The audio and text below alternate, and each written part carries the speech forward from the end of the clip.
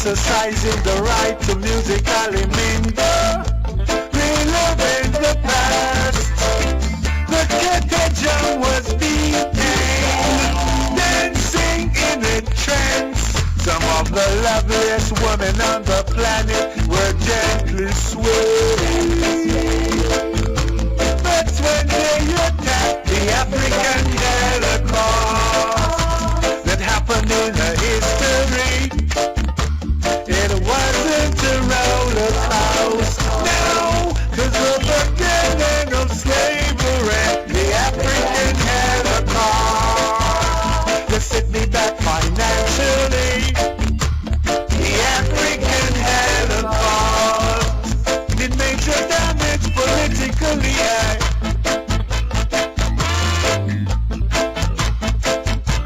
Now listen to the voice of the great King of Africa, booming from the past. Him say, Omominu, Omazenu, Akoni Babi. Yeah, yeah, children, dry your tears. If they don't want to repay you 400 years of wrongs, never again under this sun will it ever happen. We won't forget the African Holocaust that happened in history. It wasn't a roller coaster. No, but the beginning of slavery, the African Holocaust, that set me back financially. The African Holocaust did major damage politically.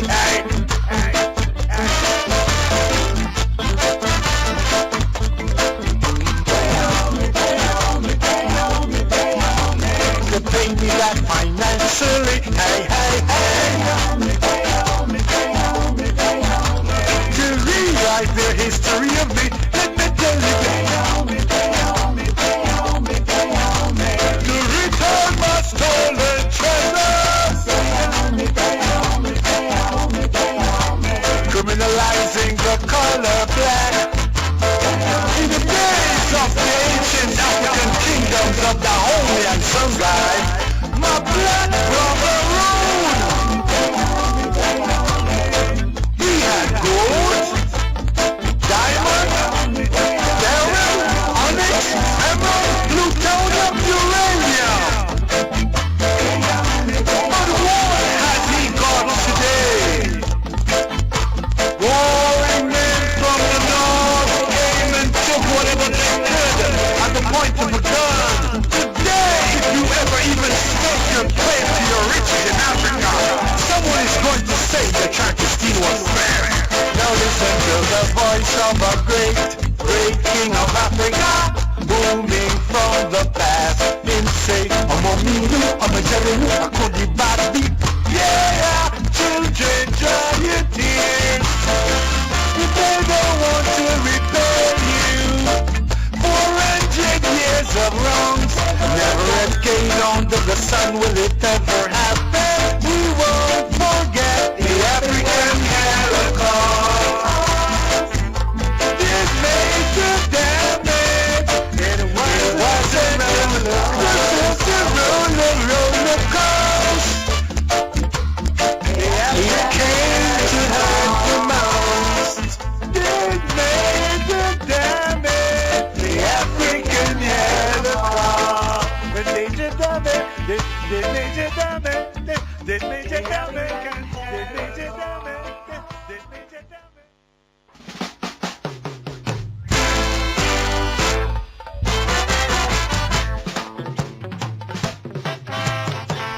This will commemorate 200 years of demolition of that wicked and evil trade in enslaved African men, women, and children.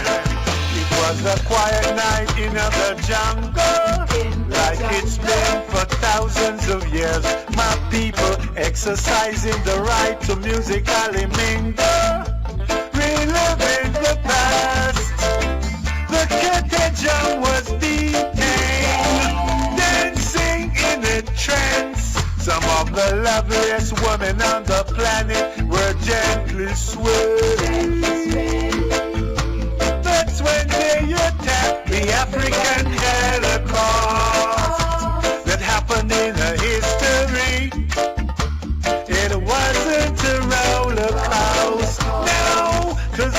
beginning of slavery, the African had a cause. They set me back financially. The African had a cause. Did major damage politically.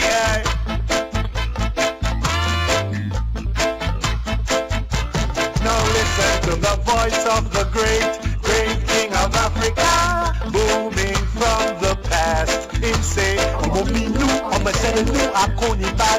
yeah, children, dry your tears. If they don't want to repay you 400 years of wrongs, never again under this sun will it ever happen. We won't forget the African Holocaust that happened in history. It wasn't a roller coaster, no, 'twas the beginning of slavery, the African Holocaust. They set me back financially. The African Holocaust did major damage politically.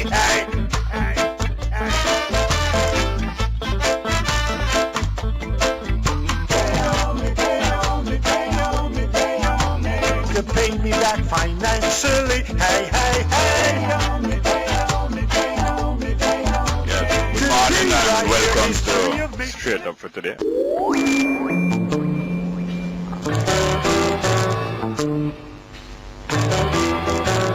The Return of Paul Bogle by Dan Drummond.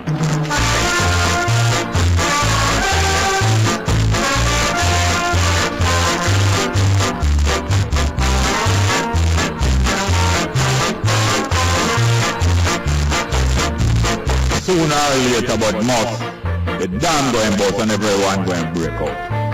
And who will stop them? The force? Which force can stop this river of ones who already know their course? Straight Up with Jerry Small, 9 to 12 weekdays, 93 FM. Kabaka Pyramid, well done.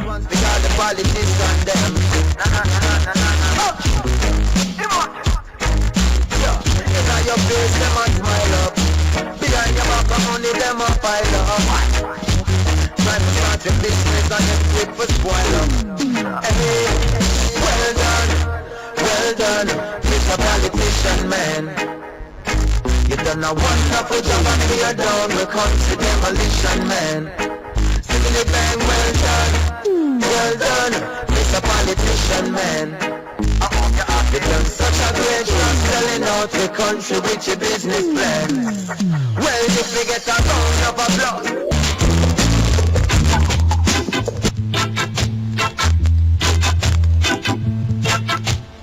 Sun is shining, the weather is sweet, yeah. Make you wanna move your dancing feet now. Do you believe me? Good morning, welcome back to Straight Up in the studio. After 2 days on the road, or more like 2 days in the driveway. 2 outside broadcasts, 2 successive days in the confines of the University of West Indies, Mona. But that to the rescue is really about P.J. Patterson having to come to the rescue of the shame and disgrace and embarrassment that the PNP government have been exposing, especially over the past week. More than past week, but especially over the past week. He's the third former Prime Minister to have been stung into comment by the impertinence and the subservience of Cameron, the British Prime Minister, and the subservience of the PNP government. Stung into comment and reaction. The third former Prime Minister after Holness, Golden, now Patterson, having to come out and try to take some of the shame, but he's not doing that neither. He's not taking no shame out of the PNP government. He's so embarrassed by what them do from the Prime Minister go around. In Old Testament times and even in New Testament times, the writers of the history, the people following the events of the day and writing them down, which is largely how the body of the Old and New Testament was constructed. The writers would have commented that after the foolishness and the disgrace of what was revealed by Cameron visit and the government laying down and spreading themselves wide, the writers of the Old and New Testament would have said that the Prime Minister after that was struck dumb, and it would be left to the imagination or to the religious beliefs of the people of the time to understand that this Prime Minister being struck dumb was in reaction or as a result of them disgraceful and shameful action behind the scene. As I said, Patterson is the third former Prime Minister to have been stung into comment. Because Patterson know that Cameron regard the government as demented scam victims, like all that latest scam victim that was publicized on CNN was going into mental deterioration, but yet was still in him, I wouldn't say right mind, was still in him usual mind, so much so that even when he was preparing to kill himself, he wrote a note to him family, the one abroad who gets scammed, the 81-year-old man. Him write him family saying the $2 million him still knows that going to come after him kill himself, and they mustn't spend too much of the money on his funeral. They must try and enjoy themselves and clear off them debts. So Patterson knows that Cameron regard the Jamaica government and as some demented scam victims who would going along with the thing, all when them are dead, all when them are commit suicide. Patterson sent an open letter to Cameron. I don't know if anybody has known it. PJ Patterson sent an open letter to Cameron, the Prime Minister of Britain.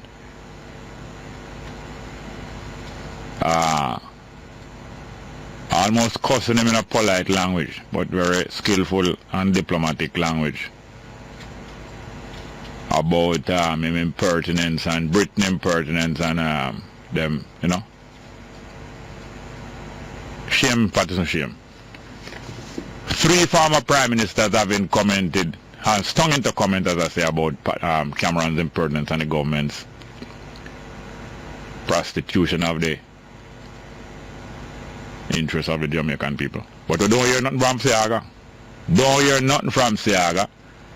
And he's still active in the affairs of Jamaica as a distinguished fellow of the University of West Indies and of the UTech and various things and comments from time to time. We don't hear nothing from Seaga. Even though from in the 60s, even the young Seaga was ahead of many of the black skin ones in terms of interpreting and evaluating the Jamaican people experience. I want to play Laverne Baker. Let's have Laverne Baker.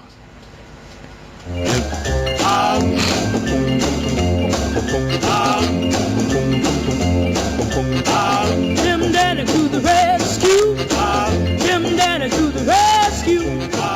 Jim Danny to the rescue. Laverne Baker from about 60 years ago, it's about 1955-56, possibly later in the 50s. She put out a series of music about Jim Dandy. Jim Dandy, a kind of legendary character, cartoon character. Various things, she put out various tune about him, the latest thing when I go out there, what him saying about the latest development in America. But it's not really Jim Dandy to the rescue this time, it's Don Andy. The Don Andy St. Paul's coming to the rescue of the government here. I don't know if it's too little or too late. Too little, too late. Don Andy St. Paul coming to the rescue of the government. Come, let's hear Laverne Baker again about the Don Andy to the rescue. Let's go.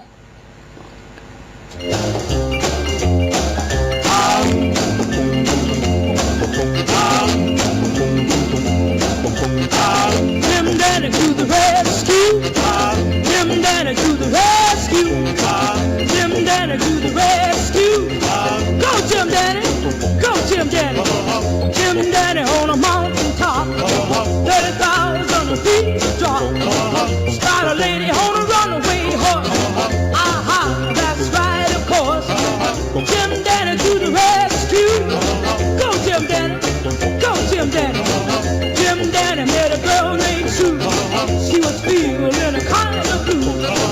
Jim Danny is the kind of guy never like to see a little girl cry.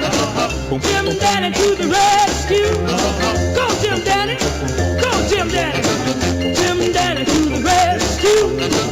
Jim Danny to the rescue. Jim Danny to the rescue. Go Jim Danny. Go!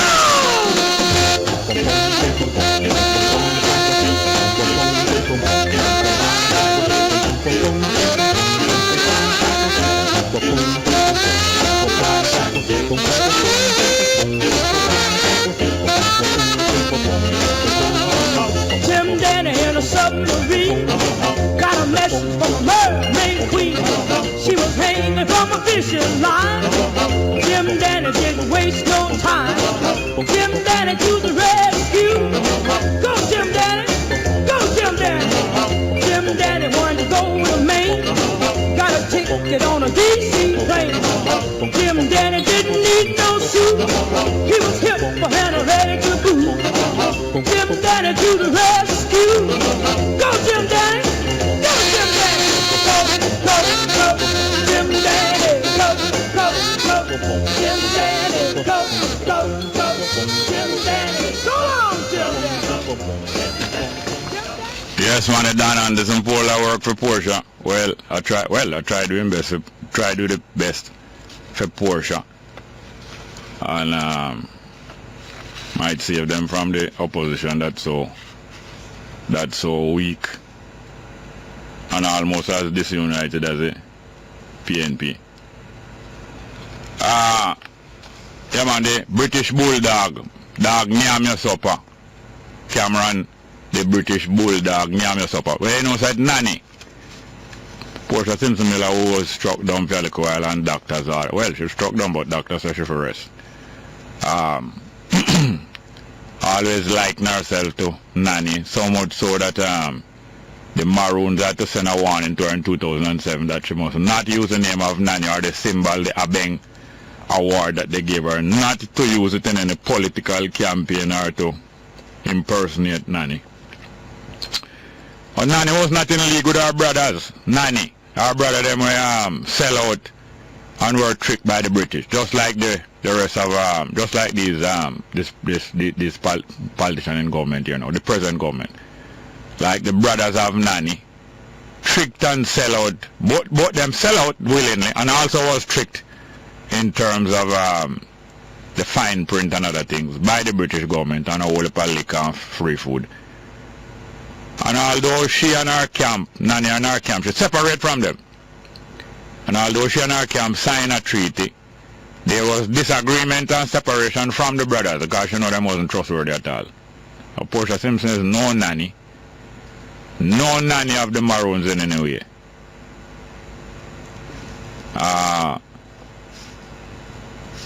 St. Hilda's High School still in the news, but another school in St. Ann topping the news here now. 3 schools in St. Ann over the last several weeks.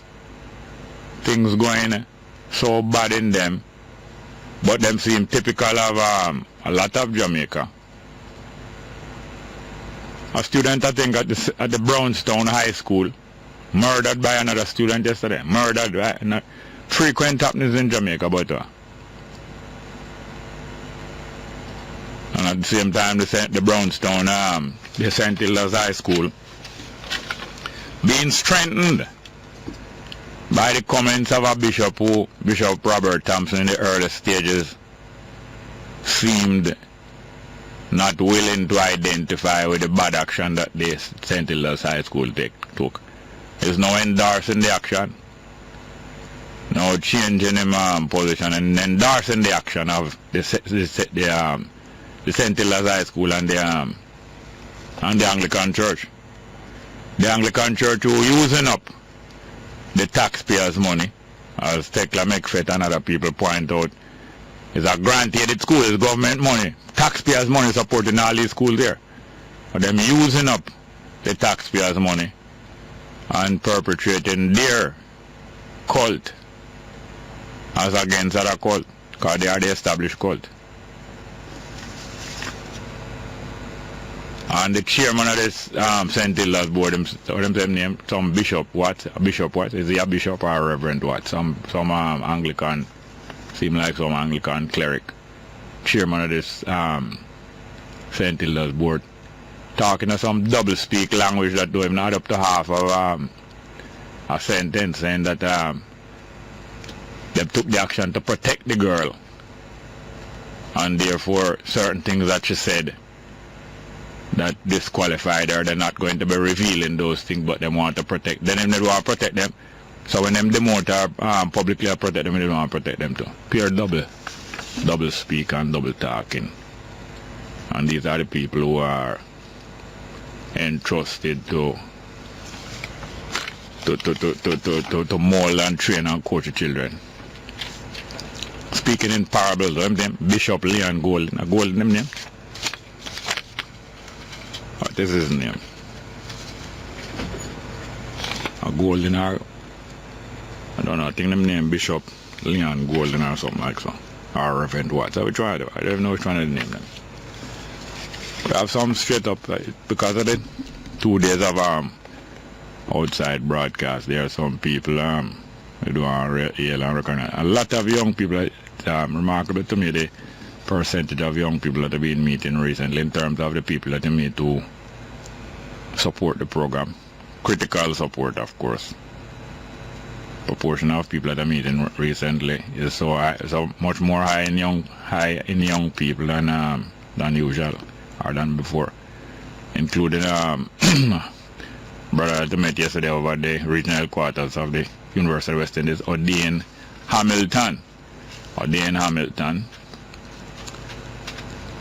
he's also a student of UWI from Clarendon, and a few other people like Geraldine, also known as Fine, come from up in a Belvedere. Well, no, she come from Westmoreland, but she live up in Belvedere.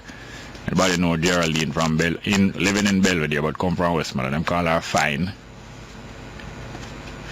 Tell her that you heard us recognizing her, because after several days of not calling out these names, maybe this is the day that I don't have the time to listen to the program. But thank you very much. And I met this lady in the supermarket over Pembroke Hall there. And she was telling me how her 2 sons, where is it? She was telling me how her 2 sons listen to the program every day. One is 19 and one is 20. One named Shamar Messam and Winroy Messam. And her name is Winsome Page, I believe. Winsome Page. And she work at the Reduce Mini Mart in Pembroke Hall. So her sons listen to the program every day. And they are so young, 19 and 20, so like most of the other people been meeting recently, a lot of young people. Who else again?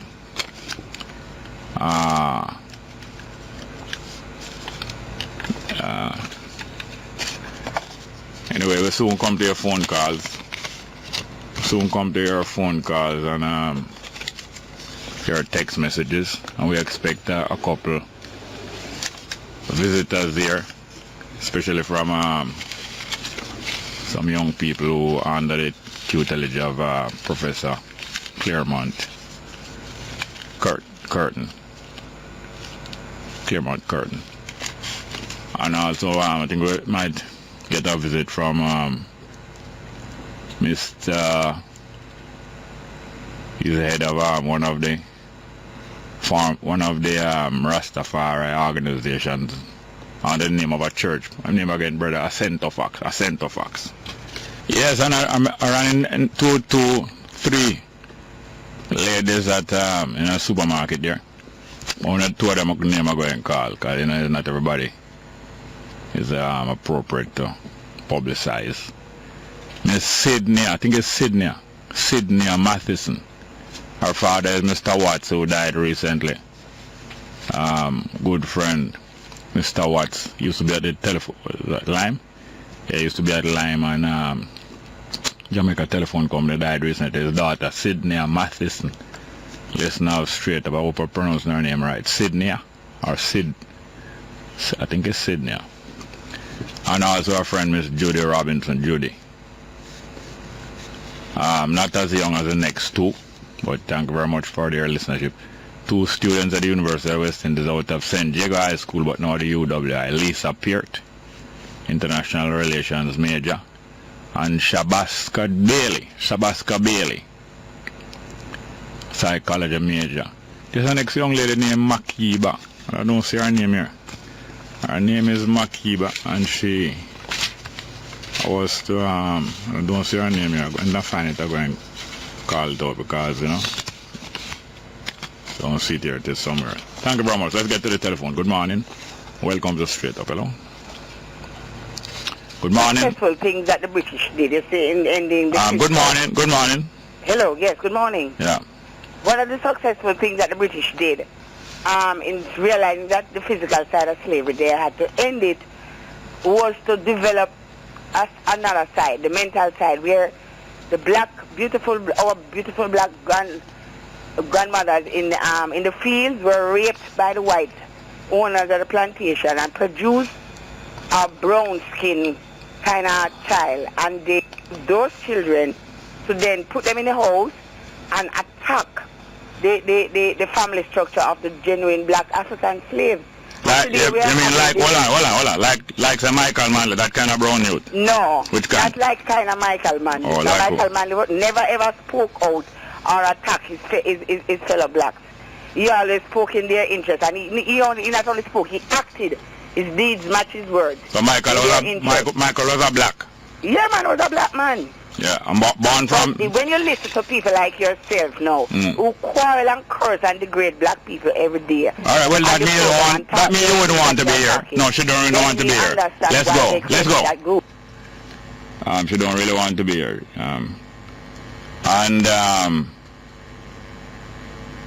Yeah, she wants to be struck down like the Prime Minister. Next one. Good morning. Welcome to Straight Up. Hello.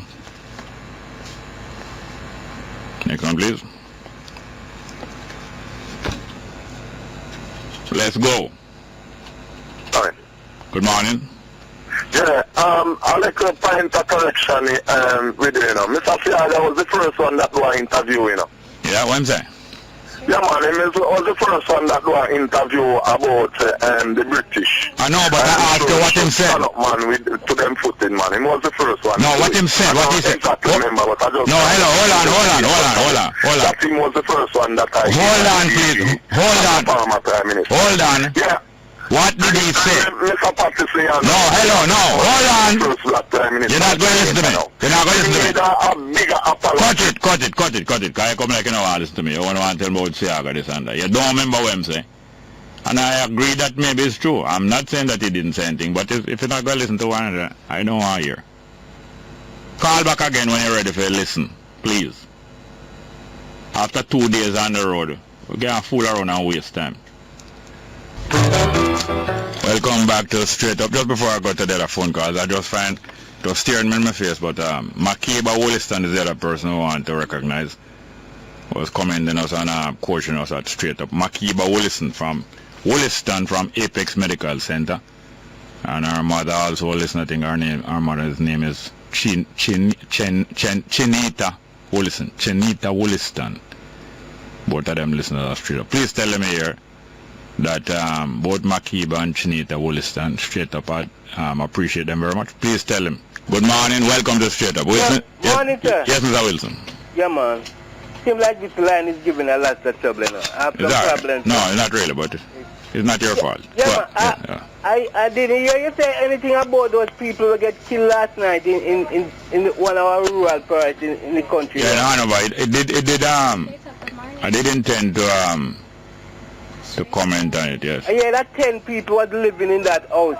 Yeah. And 6 had got shot. And they had to light a fire and burn them. I don't know if all 10 people who in there were living there, but 10 people were in there. And I understand that all of them were injured. I don't know if it's by fire or gunshot, but 6 dead from gunshot. Yeah, 6 dead from gunshot and was burned. They had to light a fire and burned. The police said when they go there, they couldn't even face the house with the fire. So You mean the fire brigade too? So since the month started, we say 4. I hear people dead. Violence means, 8 people dead. What? 8 people dead. There was violence. Where? In Jamaica. 8. you have two, you have two women. Since the month start, October, 9 days ago, only 8 people dead? I mean violence by gun and... Murder. Only 8 people murdered since the beginning of October? Oh man, I think it's more than that. Yeah man. Because if it's about 3 or 4 a day being murdered. About 10 violently. More than that man. Because you remember the poor woman, 2 Klein and 2 Manchester? I'm not sure if it's since the beginning of the 2 the sister murders, but overall in Jamaica, I'm almost sure it's more than 10 people murdered since the 9 days of October. Yeah. Boy, gunman, them not fear nobody, boy. It's not a matter of not fearing anybody. It's a matter of knowing that the police force and the defense force and the government is not doing them job to even an acceptable degree, not. And one of the reasons why they are hampered is because the bad relationship between the police force and the army and the population. Their own fault. The fault of the politician and the police force, own fault. Well, my condolence to those families, boy. My own too, yes sir, thank you very much, yeah. Alright, Jerry, cool.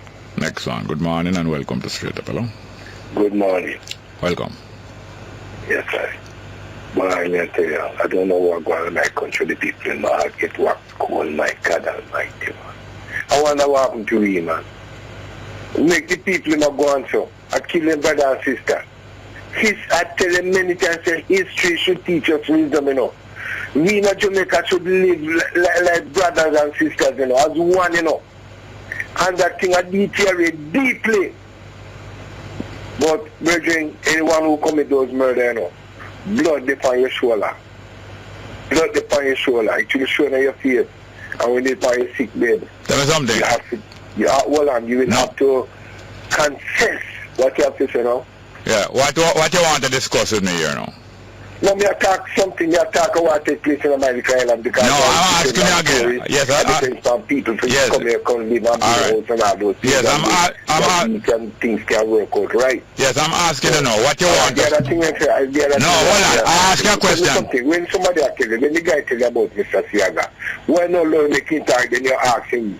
You have to ask him, I tell you, Mr. Siaga, Mr. Siaga say. And I say you go to conclusion. All right, hold on a little. You make the man expert himself. Hold on a little now, hold on. Yes. I asked him what Siaga said. They say don't remember what Siaga said. But he said Mr. Siaga, the talk. He said it cannot. Say something about he it. Said and it. He remind you. And the only thing he should say, okay. Hold on a minute. Like you, he don't remember what Siaga said. All he want to do is to score the point that Siaga said something. Maybe it's true. Maybe it is true that Siaga was... Maybe it's true. Alright, what did Siaga say? Mr. Siaga said, yes. To what take place to the people, then to get recompense. The money when they come give to the prison. That's not the people supposed to what take place many years ago. Alright. The people supposed to get paid. Alright, hold on. Did you hear what I said about Siaga usually being ahead of these black politicians in terms of black people interest? Did you hear me say that? No, me never hear that. I know, you wouldn't hear that part. Well, I said from him, well, hear this now. You hear this. You hear this now. I said that from him as a young man. Siaga usually being ahead and more enlightened than most of these black politicians, even when it comes to the assessment and the history of the African people and the black people. Anyway, next call, please. Next call, please. Morning. Good morning. Jerry. Yes, good morning. Yeah, Jerry, would I like to expound on it? Yes, sir. You see the deportee them where I come from all over Canada, US, UK. Yeah. The Jamaican government can put a stop to it. Don't take them back in. No, if somebody's a citizen. If somebody's a citizen, they can't stop them from coming back in here. I think that if them they're over there for a certain amount of time and them come is wrong, I don't think the Jamaican government should take them back in Nigeria. You understand me? No, listen. So just teach the people in Jamaica a lesson. Say, don't stay on the yard. Because if when they get visa, if they run nowhere, I find and go do wrongs and all of that. You understand me? No, let me Let me try to understand, you know. Do you know that internationally it is agreed that a citizen of a country cannot be barred from renting in that country? Do you know that? Okay. I'm asking you. No, I didn't know that. You didn't know that. You think that's a reasonable agreement between the nations in the world? Yeah, I think it's a reasonable agreement. But I'm saying that if the government could just try and you know, just teach our citizens a lesson. If we're going away, go away and do the right thing. You know, Jamaica, we're under too much blame, man, and under too much bondage and under a lot of things, and it's just getting worse there. All right, hold on. You recognize the validity of human rights, of it being agreed amongst human beings, certain basic rights that every human being should. You recognize that? Yeah. Okay, all right, okay, now. So if you recognize that that the right to live free in your country, free from all discrimination and so on, and also the international agreement between the nations that no one may be barred from a country of which he is a citizen, then how you still want you agree with that, and you're still talking about Jamaica must teach lesson too?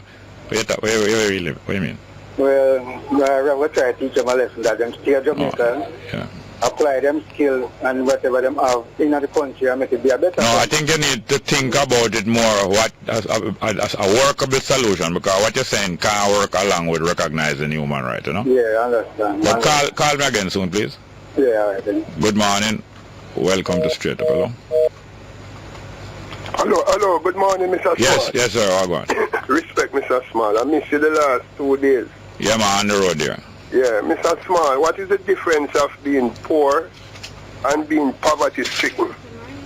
Well, you can be poor and it not stricken mean you're paralyzed and can't get out of it. You can be poor and on your way out or determined to come out, and you can be poverty-stricken like the mass of the people who can't figure them way or don't have no leeway or, you know, almost imprisoned. So to be poverty-stricken is worse? Yes, sir. Mr. Small, the only way a person can get you to that level, you see, is when they can premeditate your thoughts, or when they keep you desperate. That sound reasonable. Mr. Small, not even your wife must be able to premeditate your thoughts, you know. You see, when you wear a label like you're a PNP till you're dead, or JLP till you're dead, or even you're any religious body, people can premeditate your thoughts. And they know, especially if you live in a garrison, they don't have to do certain things, and you're still going to vote for them. And they could use the money to their advantage. There's a lot of stigma in the inner city that needs to be removed. The political system has made them poverty-stricken. And I think we owe it to our children and grandchildren to remove these stigma. You see, some of the communities like Jonestown and Jungle, they need to rebrand their communities and start removing the stigma. I'll tell you why. About a month ago, I passed an old gunman from Jonestown at the Jug Serve in Crossroad. He knew me from I was a little boy. He was a top ranking. Yeah, we used to live in the same scheme, but he used to encourage us to go to school, you know? Because those bad men of the 80s, they used to encourage children to go to school. And he told me that if he knew now, if he knew then what he knew now, life wouldn't end up like this. And he in the line in the drug store and tell me that he has cancer.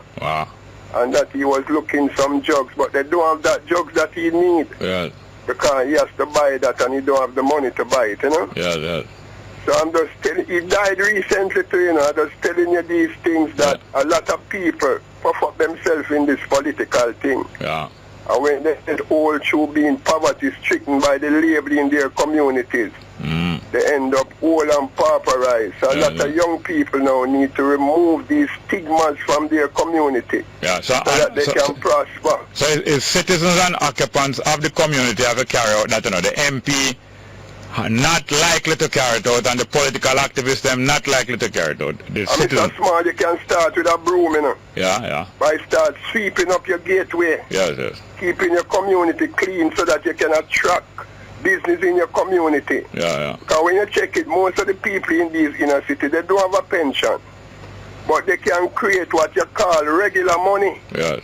Yes. Keep your community crime-free and clean so that you can attract people to your little fish fry. Yeah. And create some regular 5,000 or 10,000 coming in. Yeah, man. Good so advice. that you can buy medicine. Good advice. Thank you very much, sir.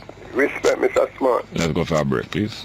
Yeah, morning. Welcome back to Straight Up. I am your host, Jerry Small. Hello. Next one, please. Good morning and welcome to Straight Up. Hello. Morning. Welcome to Straight Up. Hello. Hello. Greetings. Yes, sir. Welcome. Bunga Jerry. Yes, sir. Asta Black. Yeah, man. What Hi. You know, I'm traveling from my gate up in Kensington in South St. James, and I'm almost in Montpelier now, and I see only 4 females along the way, and the whole everywhere full of men. Yeah. I think with the man and feeling the woman, you know, I think that's why we have so much women in leadership positions, because the man send the woman out to work, and the man them hire the woman and put them in higher position. I mean, every part, every little crossroads is all man. So, and I think man them should start going to work and let the ladies stay home and raise the children. Right now, the medical society says if you don't breastfeed, the child will have all kind of disease. Yes, sir. So, most of the women are, the females are either gone to work or gone to school. Got a bad connection there apparently. We're not hearing anything more from Asta Black. We'll get the message anyway. Next one. Good morning. Welcome to Straight Up. Hello. Morning, sir. Yes, good morning. Welcome. Yeah, you heard the news about the incident in Hanover last night? Yeah, with the burning out of 10 people and murder of 6 out of 10. Yes. Are you surprised? No. Okay, I would like to ask Jamaica, people out there who are listening right now, if they're surprised. Yeah, up to yesterday. If you're surprised, Yeah. if anybody out there listening is surprised right now, they need to stop and ask themselves a question. Yeah.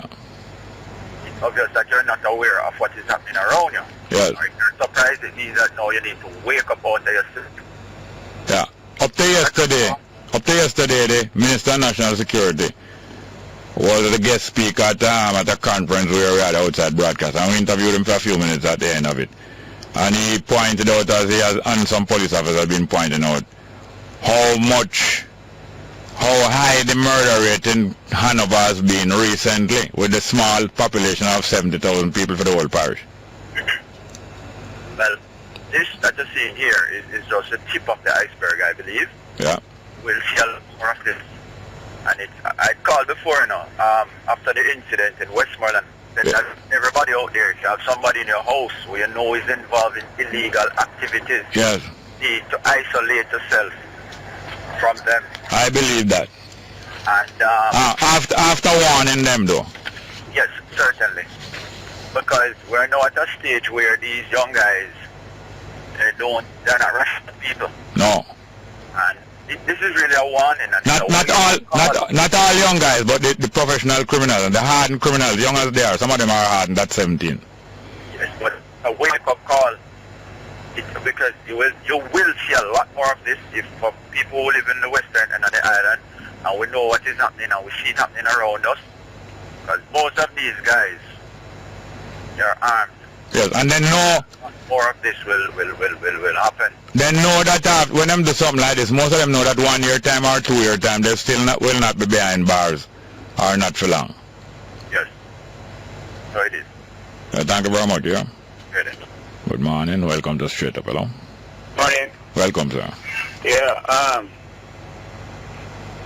sometimes when these people, the callers call and you're talking to them. Yeah. And then you want to say something and they're trying to get in, and I think they're not hearing it, you know. It happens on Lambert's program and even on the rest of the program and the same telephone lines that you have there. I think the telephone lines giving the problem. Yeah, could be. People are not hearing when you're trying to get in. Yeah. And it sounds so. Then when you cut, and then you might cut somebody after this, I've been saying something that would really like to hear. Not like the lady who called this man and he was being rude. Then people like those, they cut them off. But people that is coming with something that, without you might want to hear what they're saying. Another thing is... This, what is saying is true, yeah? Yeah. Another thing is this letter Patterson. That Patterson sent to Cameron. I'm wondering if he's going to get the same response that one thing give to the Wholeness. Oh, yes. I'm wondering, Yes. I'm just wondering. In other words, Cameron might say to him, you are deluded, you are in delusion because you think you are still the Prime Minister and this, that and the other. Yeah, I'm wondering if he's going to get that kind of response. Anyway. Yeah. Thank you. But thank you very much, yes, huh? Oh, okay. Next one, please. Good morning. Welcome to Straight Up. Hello. Next one. Good morning. Morning. Welcome. Yes, sir. Morning, sir. Speak up a little better for me, please. Yes, all right. Hold on. All right. Can you hear me any better? Yeah, better, yes. Yes, all right. I just turn on the speaker. Now, with this young lady, we just have to be face the facts, If I... You mean St. Hilda's? Yes. If you employ me to do a job... Yeah. And in the middle of it, I tell you, for instance, suppose you call me to do painting. Yeah. And what I know, they have a job description, and she must be in this person before she accepts the post. Yeah. Anyway, what I know, if in the middle of the when the job's supposed to be done, I come and tell you, say I'm allergic to paint. Yes. You have no alternative than to fire me. Yeah. No, what happened to ecumenism? All church is supposed to be one. I don't see why one divide themselves and say them better than you. And, they watchtower always invite you to their church, and you cannot invite them to yours. And that is, I think, so they train these students like that. And when she come up now, when the time come, she say, according to her religion, she can't do this, she can't do that. Then, you have to replace her. Hold on, she said that? I think that is what happened. No, you think that or you heard them say that? I don't. I heard them commenting, and that is on the basis which she changed. I think the bishop and some other people suggest that is the problem why they change her, because she's not able. She refused to do some of the work. But would you agree that listening to the bishop and the different reverend them talking about this, saying that them not talking plain and straight? You agree with that? Yeah. Well, there are other things to be said, and they're not saying. They don't say. In other words, I'm not talking plain and straight.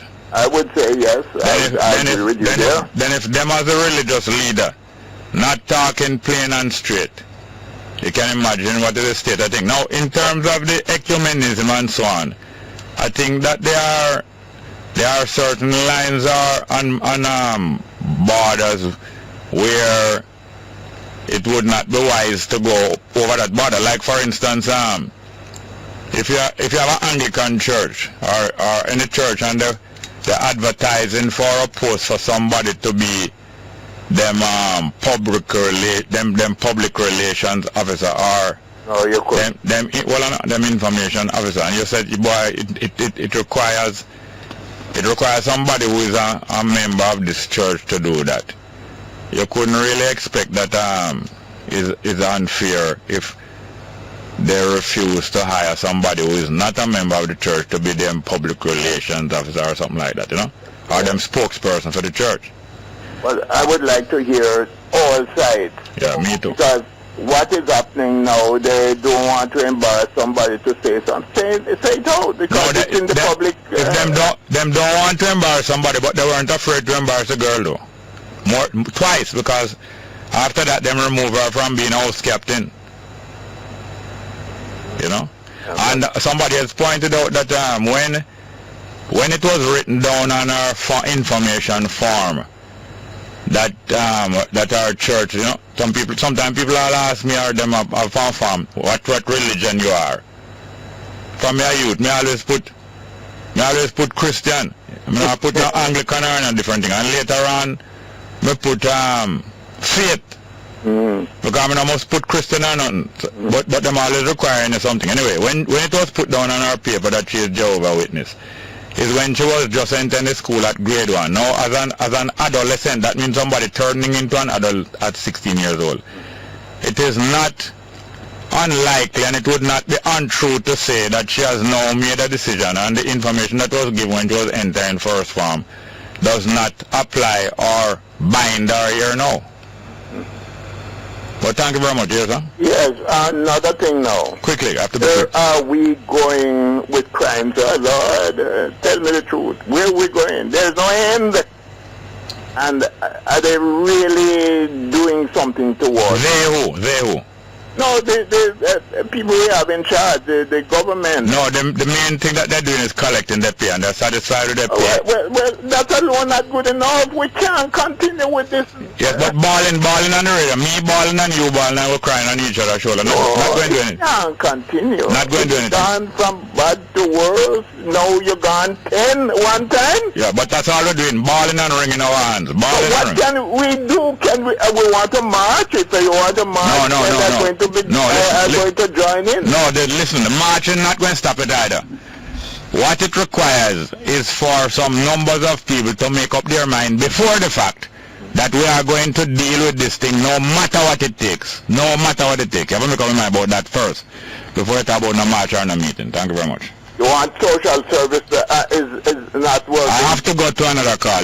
First thing I have to do is make up your mind that this is something going to be done about this by any means necessary. Yes. Social service. If it even means a revolution. Yes, and sometimes that's what brings a revolution in the country. Thank you very much. All right, okay. Next one. Good morning. Welcome to Straight Up. Hello. Hey. Welcome. You hear me? Yeah. So where they going to try Bill Cosby today? Report. Yeah. The American #1. Yes, what him charge him with? And charge him for some allegation of raping women. You can't charge people with allegation. So him charged with rape. Huh? He's charged with rape. You should answer some raping allegation charge. All right, good. Make a listen out, right? Yeah, man. Thank you very much. I'm going to read some text messages. Jerry, do you think P.J. Patterson reply to the British Prime Minister's speech in our Parliament is one of damage control for the PNP? The government is taking a tremendous amount of flack for what seems to be tame acquiescence in its former colonial master's demand or request. Well, this is exactly what it is. Patterson trying to come to the rescue of the PNP in a very bad week for them. Very bad week for them. I see them drop it. I said JUTC planning to drop the bus fare and certain other things being done recently. Seem like it's part of the election timetable. JUTC dropping bus fare for adult. I don't know if all the king's horses and all the king's men can put Humpty Dumpty together again. Next one. What's happening? Queen keep up. The what? What kind of work is this? Posting? What is that? Oh, what's happening? Queen keep up the posting work? A portion of them attack? I don't know who them talking. Oh. Next one, Jerry. You and your leader is one, although you burn her out sometimes.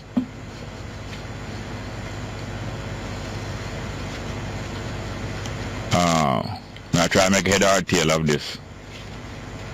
I don't know what I'm talking about. Next one, Mr. Small, when is someone going to fess up and disclose that Jamaica is at war and name the combatants? When is someone? You should name who you want to fess up with this vague thing about someone, and someone needs to do this and someone needs to do that. This kind of vague talk is not just talking. When you talk vague this way, you also think vaguely, you know. I'm telling you. When you speak vaguely, you as a habit, you also think vaguely. You're not going to be able to make decisions properly. I'm probably never making a decision. Let me read it back again. When is someone going to fess up and declare that Jamaica is at war and name the combatants? Black Mama. Black Mama, who you want to fess up and declare that? Who you want to do that? It is true that war been going on in Jamaica a long time, but who would you like to confess and declare it? For you to do it and other people to do it. That's all right for me, but who you want to do it? Next one. Jerry, the PNP in 2011, the Integrity Commission block Peter Blake because he's in business with Tony Welch. Why? Well, the PNP should know because Tony Welch is a long-time supporter of the PNP. Peter Blake is a long-time supporter of the PNP, and if the PNP block them because of associating with one another, they should know why. Let's go to the 10 a.m. headline news, straight up. Good morning with the latest headlines. I'm Kayla Wright. A female has been charged for breaches of the Dangerous Drugs Act following the seizure of 3 pounds of marijuana at the Norman Manley International Airport yesterday. She is 24-year-old Anika Stevens, a bartender of Chutley District in Manchester. Reports are that at about 12:30 p.m., Stevens checked in at the airport to board a flight destined for Barbados. During a search of her luggage, a false compartment of her suitcase was found with 7 parcels containing marijuana. She was subsequently charged for illegal possession of marijuana, dealing in, conspiracy to export, and taking steps to export marijuana. Stevens is scheduled to appear before the Halfway Tree RM Court next Wednesday. News Talk 93 FM, Real News. Good morning with the latest headlines. I'm Kayla Wright. A female has been charged for breaches of the Dangerous Drugs Act following the seizure of 3 pounds of marijuana at the Norman Manley International Airport yesterday.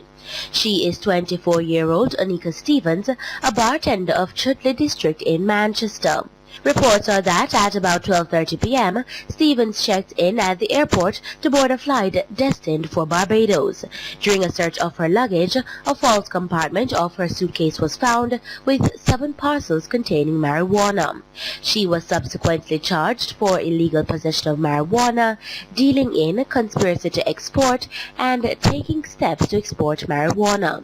Stevens is scheduled to appear before the Halfway Tree RM Court next Wednesday. Minister of National Security Peter Bunting and Police Commissioner Dr. Carl Williams are now in Logwood, Hanover, where 6 persons were killed and 4 were injured in an attack by gunmen last night. The victims were all members of one family. Those injured are said to be in hospital. The police report that there was an incident in the community at around 11 o'clock last night, but have said details are not available. And FIFA President Sepp Blatter is appealing against his 90-day ban from football's world governing body. Blatter has been suspended while FIFA's Ethics Committee investigates corruption claims against him. The 79-year-old Swiss was suspended yesterday, along with Secretary General Jerome Valcke and Vice President Michel Platini. All 3 deny any wrongdoing. The Football Association has asked FIFA to hold an emergency meeting to discuss February's presidential election. And those are the stories making the latest headlines. News next at 11 o'clock. Stay tuned. Straight Up with Jerry Small continues. I'm Kayla Wright.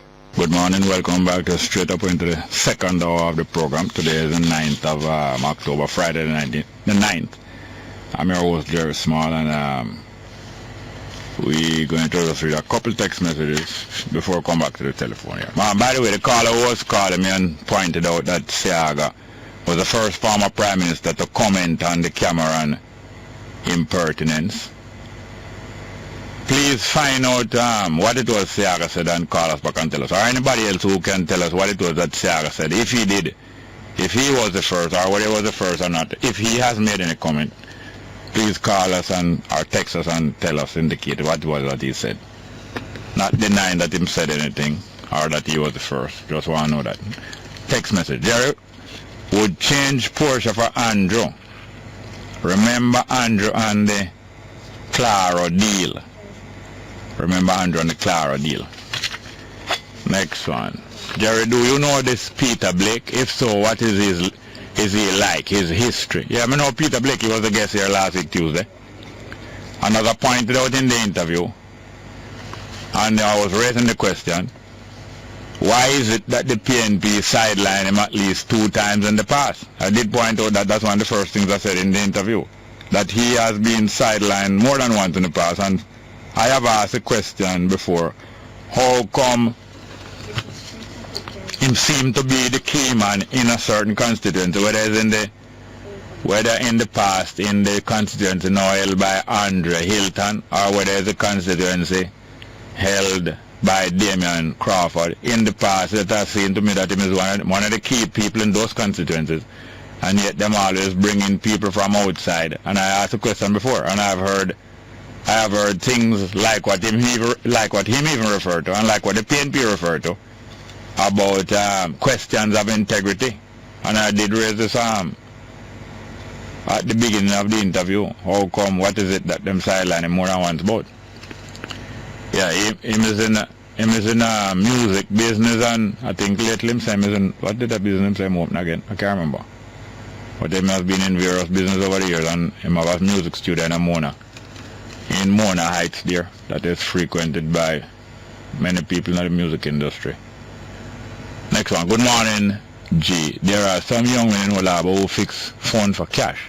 Some of them are very dishonest, especially to the elderly. They remove parts from your phone and replace them with inferior parts. When you complain, them rude to you, especially 2 men on South Street in Olaba coming from Ruby. I understand exactly what you're saying. I experienced people like that. I remember when I used to use a lot of video cameras, I suffered the same thing. Same guy who tell me that this camera can't fix. Another time I went there,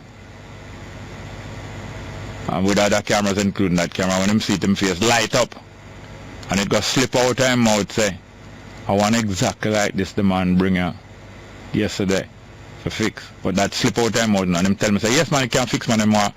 And him keep me camera. What him do? I guts out my camera. I guts out my video camera. Because a lot of people pass, a lot of nasty pieces of work like that around. But you have to have sense and have your head on your body. When you ask for people, when you're trying to find out from people which technician does good work, whether it's a mechanic or an electrician or anybody, I don't just take the answer and say, them have one down King Street, you know, or a no man with fix camera. I never ask that. I ask you who do good work. And if you're going to tell me who do good work, you have to tell me some of the good work when do, or show me some camera or some vehicle when repair it. Telling me say, you know a man will do this, or tell me say, one way down there, so. That not tell me nothing. Because frequently the same people are telling me about them probably skillful and unscrupulous. Some of the most unscrupulous people are very skillful and can do the work, you know. But them work them brain more, them work them finger. Next one. Yes, Jerry, I saw done on this in a certain area. I doing poll, so it must show Porsche a sudden increase in rating. I don't know. Next one. You talk like a big fish. What does demote mean? What you must do, if you want me to tell you what demote mean. Next time you text in a message, just send your identity. I always say who is fish. Or if you big or if you're not a big fish or what. Alright, okay. Next one. Doctors tired of hospitals being packed. We Africans will have to open Babylon eyes for them to see our suffering. If a screwdriver is unable, surely a claw bar will do, coming from Globian. Next one. Jerry, find out more about the religion Jehovah's Witness before you elaborate about the St. Hilda situation. They are a cult. I probably know more about it than you. Probably. And I even heard I heard of an elder from the Jehovah's Witness congregation agreeing with the school yesterday. Say yes, they must bar her because in his eyes, if she is a member of Jehovah's Witness, she mustn't be serving the purpose of any other institution. So even some of them will agree with what the school do. But we are judge things by a higher level more than what Anglican and Jehovah's Witness judge it from, because Anglican and Jehovah's Witness and many other groups like this judge from a lower level more than what is desirable. Them judge from a little tribalistic level, like the political parties in Jamaica. So that's why I couldn't judge myself by politician measure. I suppose to measure up better than them, because for them measure is very low. They specialize in buying people, and most of the people who they choose to run in a seat as MP is people who are skillful at buying people. The whole of them from the Prime Minister go down. And this is what show up with the Cameron deal. Their skill is in buying people and selling people. So we have to judge ourselves by higher standards than them. Let's get back to the phone. Good morning. Welcome to Straight Up, brother. Good morning, Jerry. Morning, welcome. Jerry, you know, somebody on the phone for 7 minutes, and when you done talk to Wilson, I'm on the phone still. And you go to text, Jerry, when you come out for it, before you go to test, man, find somebody up on the phone, man, and before you go to test, and then wait. But up on the phone for 7 minutes, you know, wait, you know. When you go to headquarters, do you allow me know? You allow me know. When you go to headquarters, do you find out if the boss, Miss Lady, Mama, is on the toilet before you say that you want to see her? And if you say that you want to see her and she's on the toilet, do you rush her? Suppose you stay in there 20 minutes. You don't wait on her. Jerry, I never go to headquarters yet. Where is headquarters? I never went there. Where all I'm doing is drive past there. What road is it on? I think it's Oak Road, I guess. Oh, that's where your headquarters is. Anyway, Jerry, now, Jerry, imagine. Yes, ma'am. Oh, God, my brothers and my sisters, them out there. Imagine, Jerry. Your brother and sister out of the gate? Stabilizer, man, imagine. And me, I tell you something. 10 people, we have 10 people get shoot up this morning. A little boy get stabbed in a school. And the first thing a company radio start talk about is the politician and the politician them. Come out every day, you know, you use the time, spend talk to them, you brothers and sisters, you know, man. You never by talk, you know, because I know you have some positive words. You understand? And no, oh God, no, come on, Mr. Bonsi, Sister P, please listen to me. Anybody make Sister P listen to me now? The only way we can get them gunman here, the only way we can get them gunman here, man, is we now put no curfew, put the soldiers them on the street. Listen, wait, girl, let me talk and then you talk now, please, my brother, do. My sister P pass gas by you. Listen now. Don't press her to be saying nothing. Please, Jim, let me talk now, Jerry. Put the soldiers them on the street, them have no curfew, them suspect anything in anybody else, them go in there nice. Or whatever, Jerry, you see them put them on the street, the gunman them can't touch them gun, them are going to bury them, Jerry. And when them bury them, Jerry, and them can't get them, them have to turn them into the police, them sell them. You understand? Yes. And when the soldiers them out on the street, them can't have them, nobody now go harbor them in them house. Alright, I hope Mr. Bunting hear you. Next one. Good morning. Welcome to Straight Up, hello. Good morning. Morning, sir. Welcome. The issue there at Sentinel, what the gentleman was saying, he gave the impression as if the girl was supposed to carry out some duty and she did not. Yes. Right? Yes. The mother stated that it is not the first that she has been in leadership positions at the school. Yes. And she had participated in devotional exercise. And she had never withdrawn from... And she had never withdrawn from any duty. I know from I was going high school, the only thing I used to see persons who don't attend the public devotion, they said they are Jehovah's Witness, they don't attend it. Yeah. But I have had that same person in my cadet unit and he participated in flag raising and everything. Oh, yeah? But over at St. Hilary's, it is different. That girl participated in devotional exercise and so. Yeah. So they were just trying to premeditate something, say probably she wouldn't have. So why not look back on what she had done before while she was in other leadership positions? So it's just clearly some discrimination going on, right? Yes, and as is expected with religious organizations, yes, they don't want anybody from outside either tell them what to do or seem to influence any change of decision. So the more you push against them, because Bishop Robert Thompson, you know, I back them full time when the first responses from him were in a vein that it didn't sound proper. But now him have to back them now, them are close ranks like many professionals and many communities of people with a close ranks. I'm not going to say that the principal was whatever, because there you go, you can check in now, probably the principal is not even probably, she's an Anglican. Yeah. Right, and she probably have some status in the church or something like that. So and every one of them going to come out and say yes, she was right. And plenty people, you know, when it suit them change religion, you know that yes, of course. You have people who are Jewish and people who are other religion, and if they are to marry, boy, the other one have to come turn a Jew, or the Jew have to go turn the other thing, and people change for those reasons, to get job, to get visa, all kind of different things. Yes, of course they do, but I don't like the situation there. I mean, come like I am of another religion. I can't I can't show my skills, I can't represent my students or something like that. Yeah. Students must vote for who they want to be head girl. The principal is supposed to select. I'm not representing the principal, I'm representing the student body. I wouldn't say, up to now I don't make a decision, but I wouldn't say that students must vote for a head girl or a head boy. Because they have different methods by which these things are chosen. Now them jobs, sometimes the jobs are different. Sometimes it's a student representative they want. Sometimes they want a student who will provide a certain kind of example. So, so the school choose them.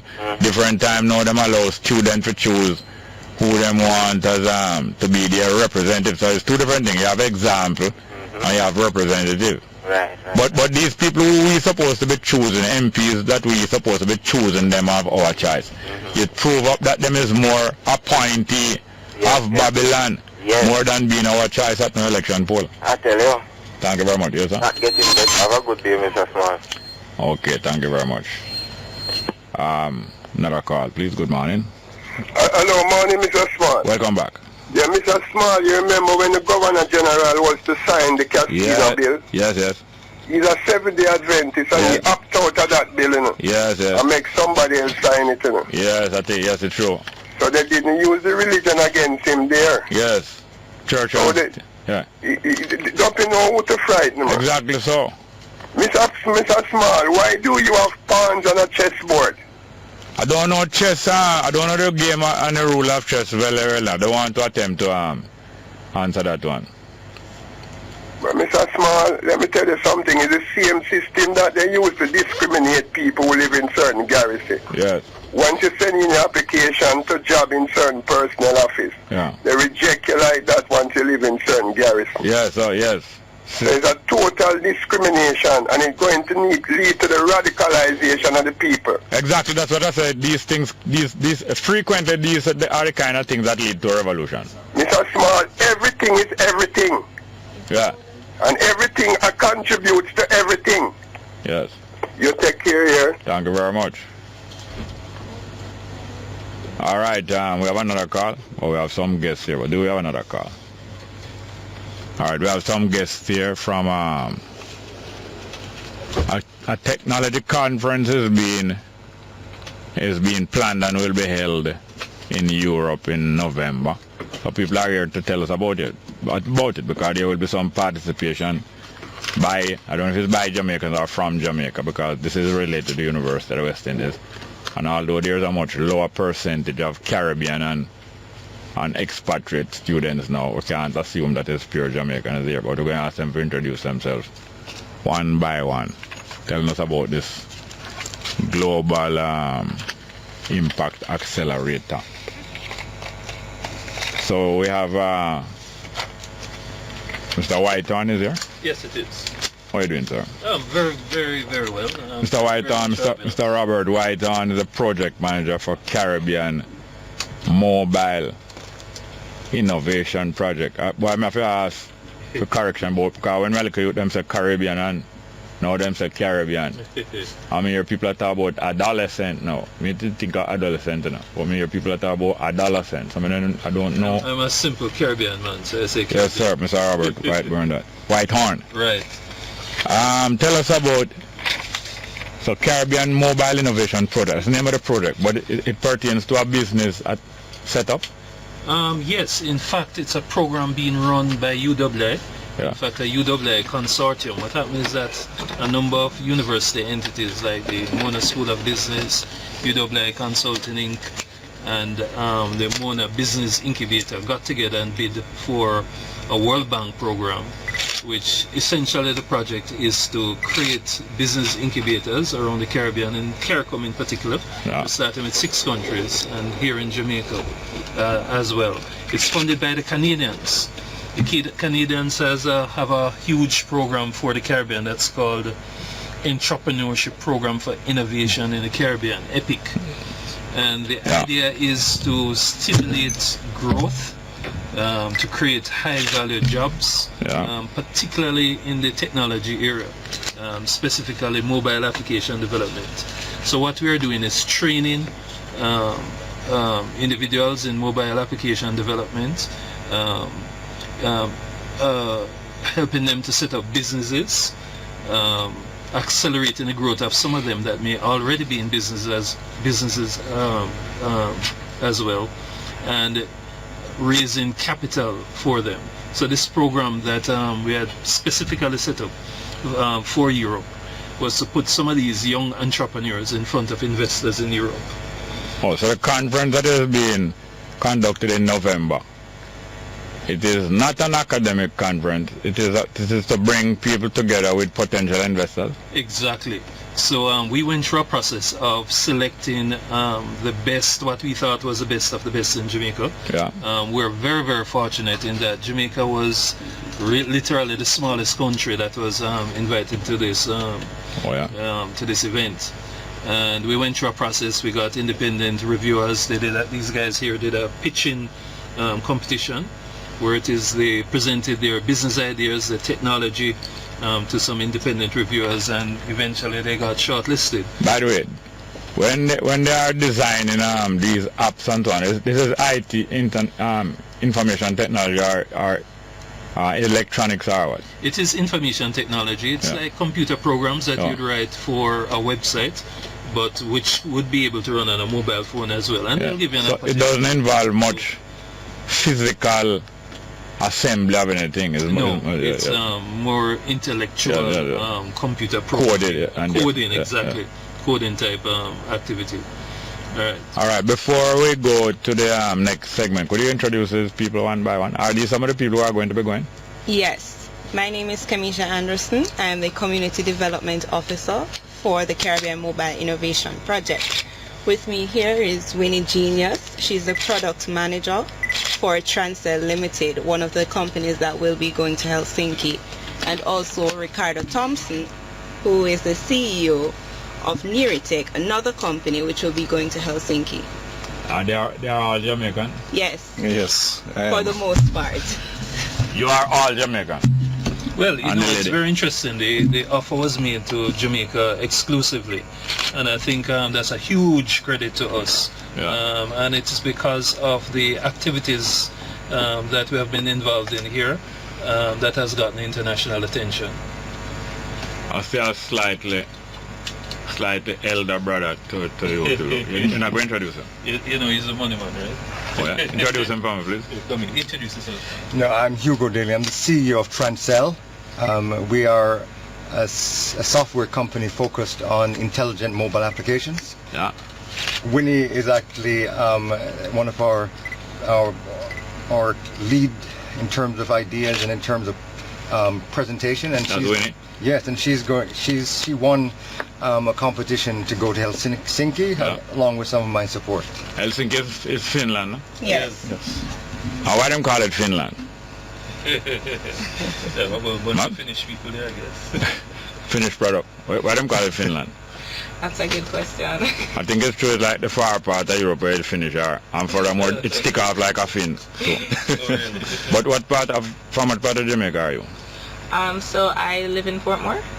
My mother is from St. Anne. Yeah, I grew up in Portmore. Which part of St. Anne? Bamboo, St. Anne. Yeah, because that is my, that's the area of half of my origin. You know Smalls Bakery in Bamboo? I think so. And you're from what area, man? Clarendon.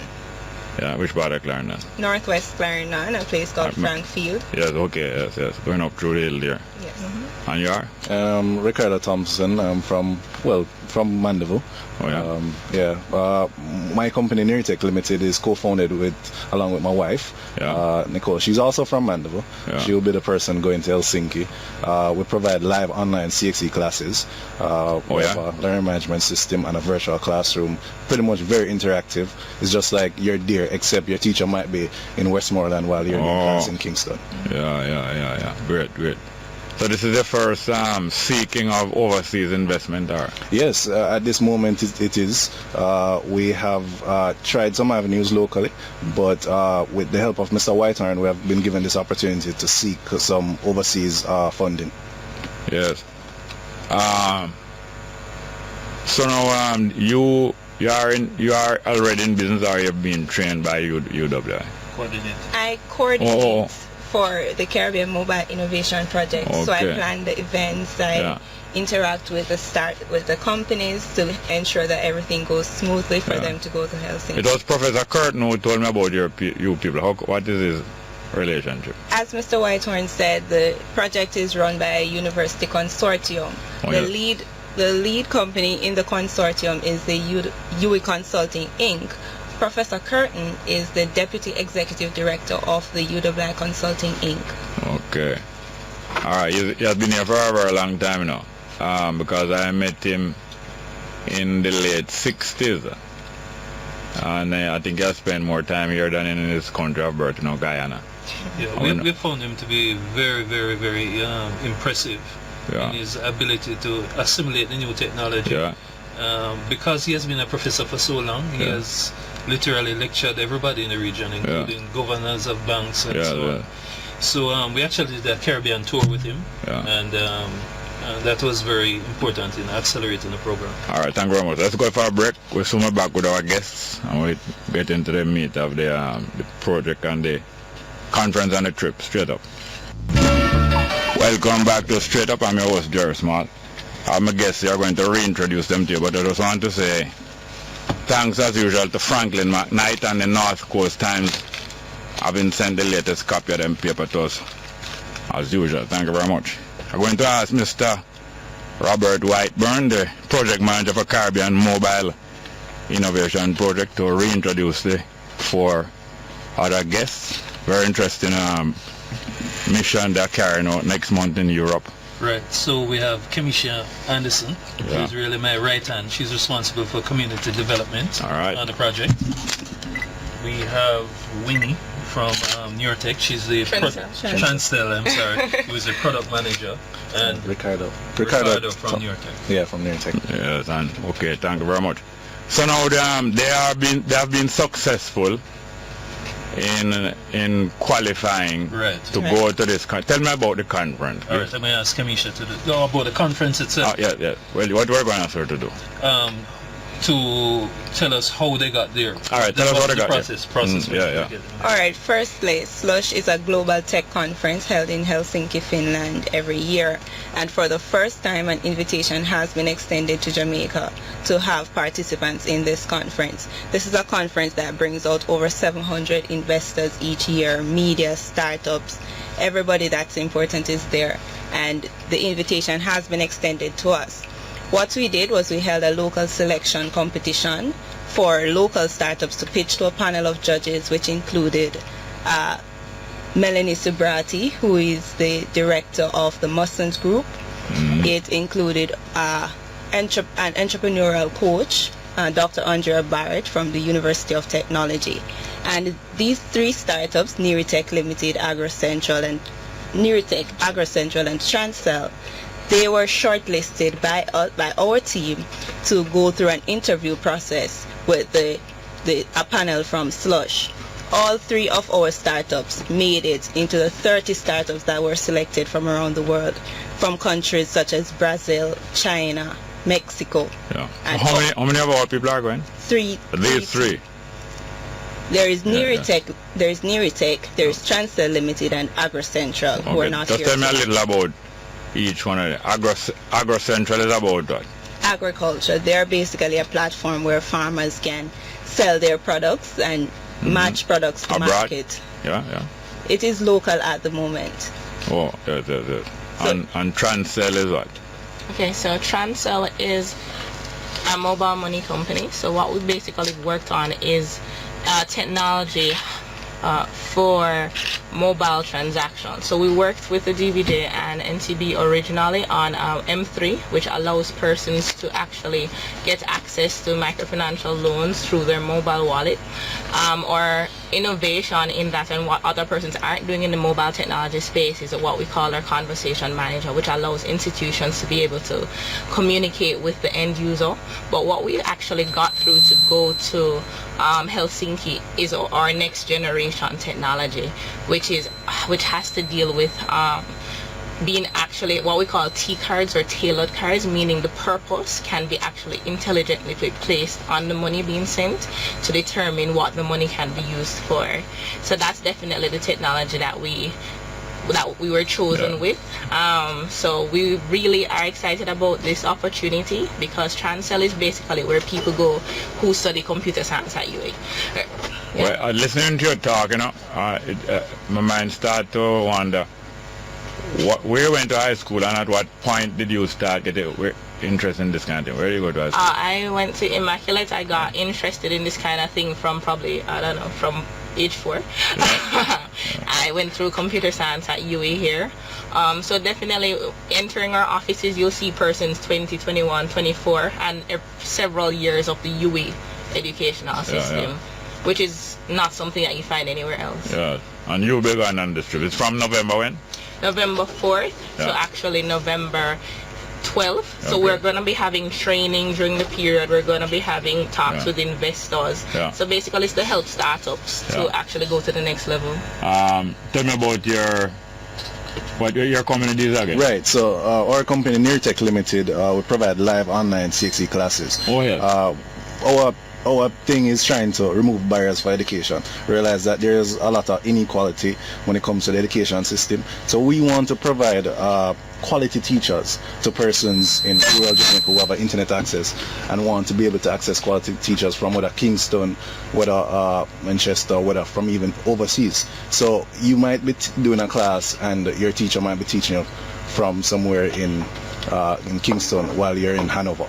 So that's our solution. So how do you protect the intellectual property of all the things that you generate? Right, so pretty much because of the security of our system, persons are able to utilize the stuff within the realms of our system and it stays there. So if somebody wants to access content, they have to go through our system and we own the content that's provided through our teachers. My first trip to Europe? No, but first trip to Finland. First trip to Europe? I've never been to Europe. All right. Tell me about your thing, please. Give me a seat for a minute, please. No, go take a seat, please. Yes, just introduce your name again, please. Yeah, I'm Hugo Daly. I'm the CEO of Transcell. And I'm Winnie. So you're both it? You're both. So essentially it's 3 people, but 2 companies. Yes. Okay, go ahead. I was basically Winnie's right hand in winning this competition, but she is the person who can benefit the most from going and getting exposure training and meeting with investors. Okay. So where were you trained? I was trained at Kabulonga High School. Where's that? In Zambia. Yeah? How come? Because... you were born in Zambia? No. My siblings were born in Zambia, but my parents went to Zambia when I was 10 years old. To Africa when I was 10 years old. I lived in many countries in Africa. You're born in Jamaica? Born in Jamaica. Oh, yeah? Yes. So what kind of work was it your parents did while you would have been legal education? Legal. My father was helping with the constitutional change in those countries, a number of countries in Africa. What years was that? That was in the late 60s, 70s. So why I jump on legal first?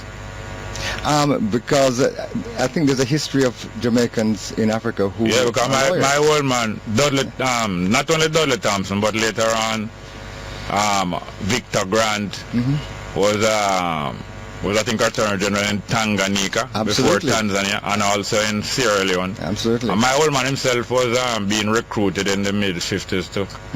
He was like the first black High Court judge in Jamaica. And then when Haile Selassie came here, I invited him to go to Ethiopia, but he didn't go. So it was one of his many regrets. But I thought that's what would have carried to Africa. Absolutely. If you, in any English-speaking country in Africa, you'll find that there were some Jamaican lawyers who were part of the founding of the country. So how you enjoy the aspect of globalization that is bringing our people together in practical ways, not just sentimental ways? No, it's very exciting. That's why I came back to Jamaica to see what I could do. I was in Silicon Valley for a few decades, and I wanted to make a contribution. We sent money down and other things, but eventually I said, let me go down and try to get something going concrete. So in what part of Jamaica were you born? I was born in a hospital right here. Yeah. And Universal Hospital. And you went there when you were 10, Zambia? Yes. Or went to Malawi first. So which part of Jamaica you grew up before you left? Just in Kingston. All right, in closing, I want to ask Mr. Robert Whitton to accept my thanks. Very interested in bringing me here, and thanks very much to Professor Curtin. You're So most we welcome. have a minute and a half. It was our honor and pleasure to be here. Yeah, man, very nice. And all the best on your trip, and I'm sure you will bring back a lot of, growth prospect and business and so on, not true? Yes. Hopefully. Hope so. Yeah, man, all the best. Thank you. Thanks a lot. Thank you, John. Thank you very much. And whenever any of you need, welcome to.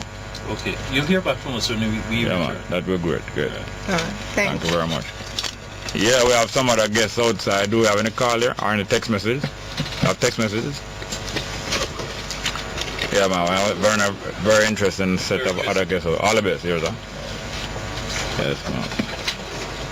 And we'll get to some text messages. And those call guests, please. Text messages. Never forget that intelligence rules the world and ignorance carries the burden. Therefore, remove yourself as far as possible from ignorance and seek as far as possible to be intelligent. Yeah, good reminder and advices. Next one. Way to go, PJ. Tell him off. Sister PCR throat sore. Tell Cameron to put him in prison where the sun don't shine. I think it is already in prison there. Next one. The Trenchtown family send a big up to a queen, Kamarla, and the Rise. We love her. Bad artist. Apparently this is some probably Rising Star or something. Kamarla, Trenchtown family, a big up. Next one. Don Anderson said he was surprised nothing was said about the water crisis. Did he ask? The crises, did he ask? Next one. Jerry, a lot of murders going on in Spanish Town that is not being heard on the news. I don't doubt that at all. Next one. Jerry, I have come to the conclusion that a lot of black Jamaicans are dysfunctional. Well, I agree with you. But a lot of every kind colored Jamaicans and a lot of portions of every population in the world is dysfunctional. But we have to accept our own too. Let's go for a break and come back to our very interesting set of guests here. Straight Up. Welcome back to Straight Up. I'm your host, Jerry Small. I have a very interesting brother here with some of his other brethren, younger brethren. And this is Brother Asento Fox of the Church of Haile Selassie. That's the full name, not true? Yeah, I'm more Fox. Yes, and I know him for a very long time, and I've known of him even from a longer time.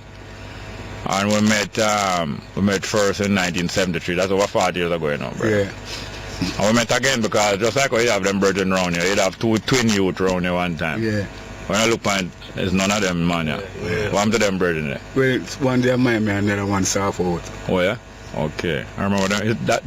It's them that carry me come to your place the first time you meet in Jamaica. Yeah, Oxford Street. Yeah. Coronation Market. Yes, man. So, not only that, recent years, most of you hear about you working in the United States in the prison system. Yeah.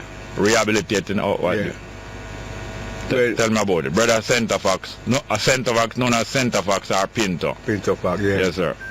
A Bono Fox, I'm calling now. Yeah, man. It come like you have a problem in penal system in New York and the Rasta man go to Supreme Court and them want the right to worship. But there was nobody who helped them. Want the right to worship in in Jamaica? No, in the prison system in New York. In New York, or in New York, yes. And state prison. Yes. Which one? Which state prison? Broward? Sing Sing, oh yes. Greenhaven, Comstock, all the hardcore prison. Okay, yes. 5 Point, Clinton, brother escaped that day. Yes. When them asked the Bobo Shanti to come, them send out them a little prisoner. Oh, send a little prisoner. No. But a lot of people come from prison and get rehabilitated amongst the Bobo Shanti from your youth. But in America them never want to deal with prisoner. When them asked 12 times, send a little prisoner. Or the doctor them a little prisoner. Them send and call and I go in and I was employed by DOC, the Department of Correctional Training, for 20 years as the Achati and Rasta. Yeah. and established churches, 20, 30 at prison. Yeah. None of the female prisoners have any Rasta system. Yes. Yeah. The last prison I work for is prison called Beckford Hill. Oh yeah. Yeah. So this person was in New York though?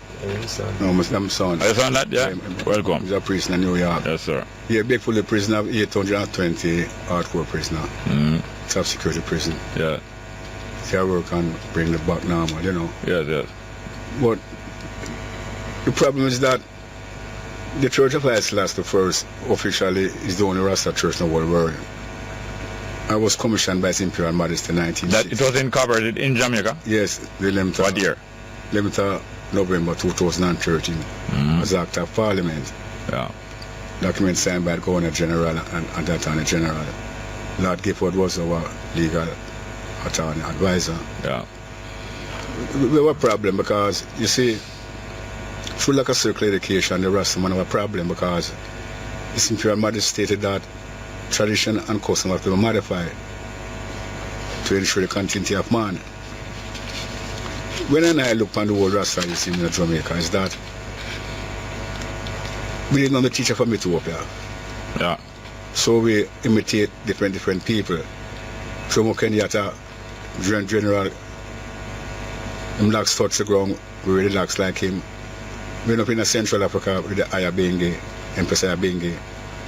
And in search of identity, we choose. But the problem is that 62, when we get independent, we should stop and re-examine our fundamental, where we are coming from, where we are, and where we are going.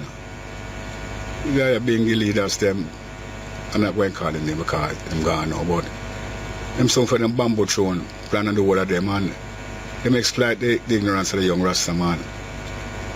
I was commissioned in 1916 in England by His Imperial Majesty. That's the first. 17 Princess Gate. So I should return to Jamaica and organize the Rasta movement as an institution. What local Ethiopian World Federation you were identified with? Well, Ioannis, local Ioannis. But what was the number again? 33? 33. 33. But I become the official international president of the Federation 1973 in New York. Garden came down. Which one of the headquarters in New York? Right? Bronx. We have a man there for... Oh, that's after the Ethiopian Orthodox Church take control of the Federation? Yes. I have a man there for Isaac, who died now, was the leader for the whole thing. And I've been there 73, and he said to me that he would like I to really work with 73 went to New York? Yeah. What month? May. Oh, yeah. And he said to me, say, he would like I take over the Federation. I make him know that if I can't go political with it, I don't want nothing to do with it. Is it up to now a lot of Rastafari brethren and sisters still shy away from the legitimate political action that His Imperial Majesty Haile Selassie himself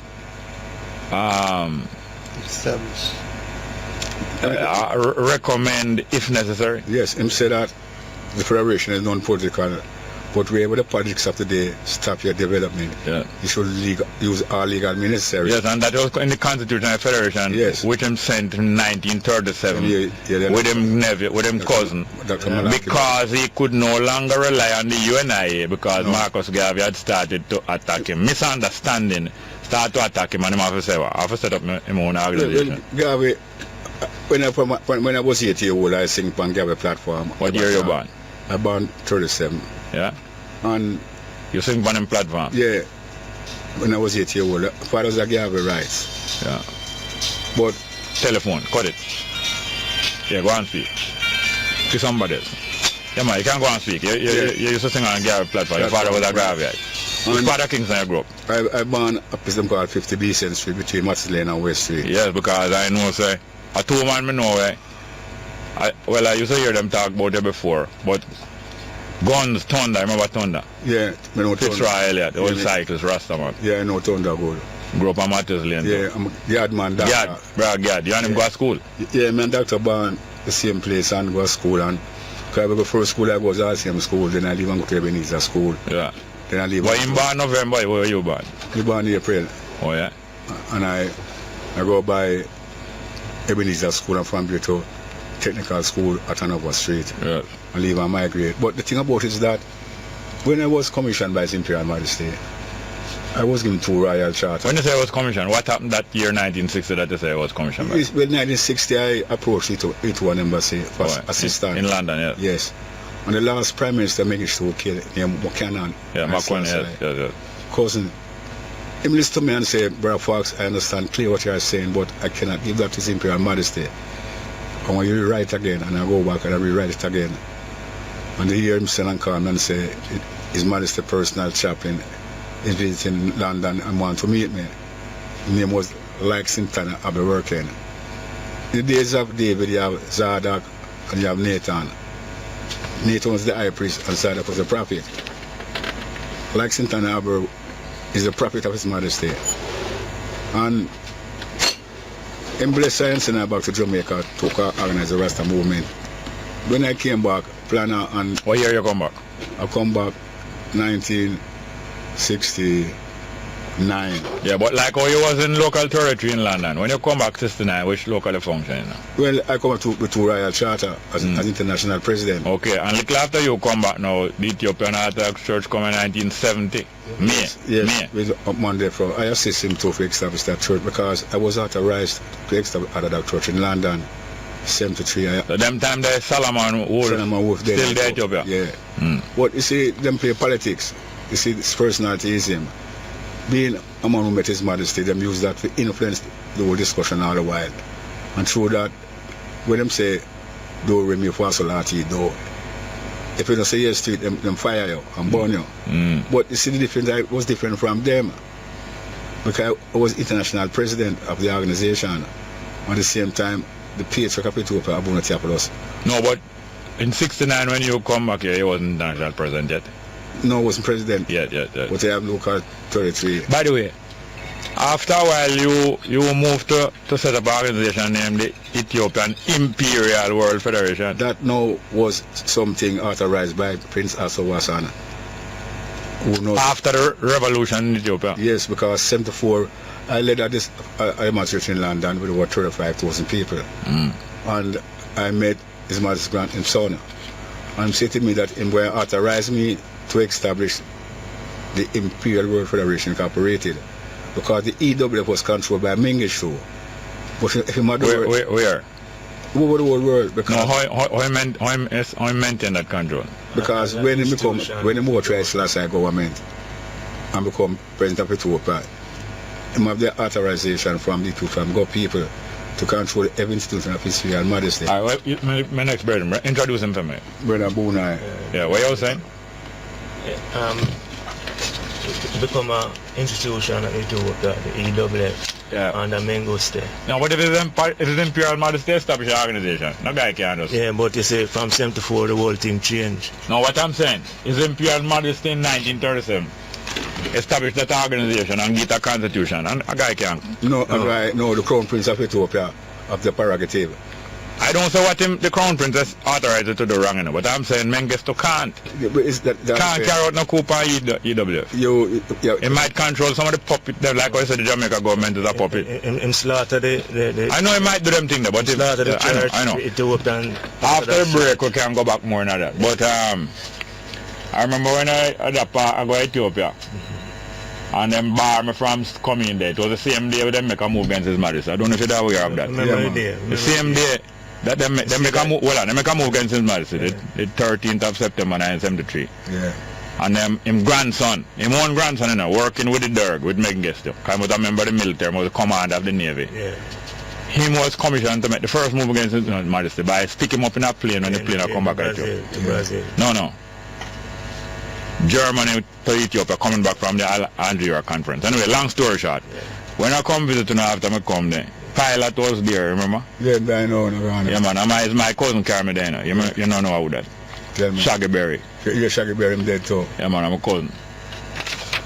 Well, I'm so glad you're here. We're going to come back for the next 5 or 10 minutes after the news. All right, trust man. But I'm just going to read some text messages.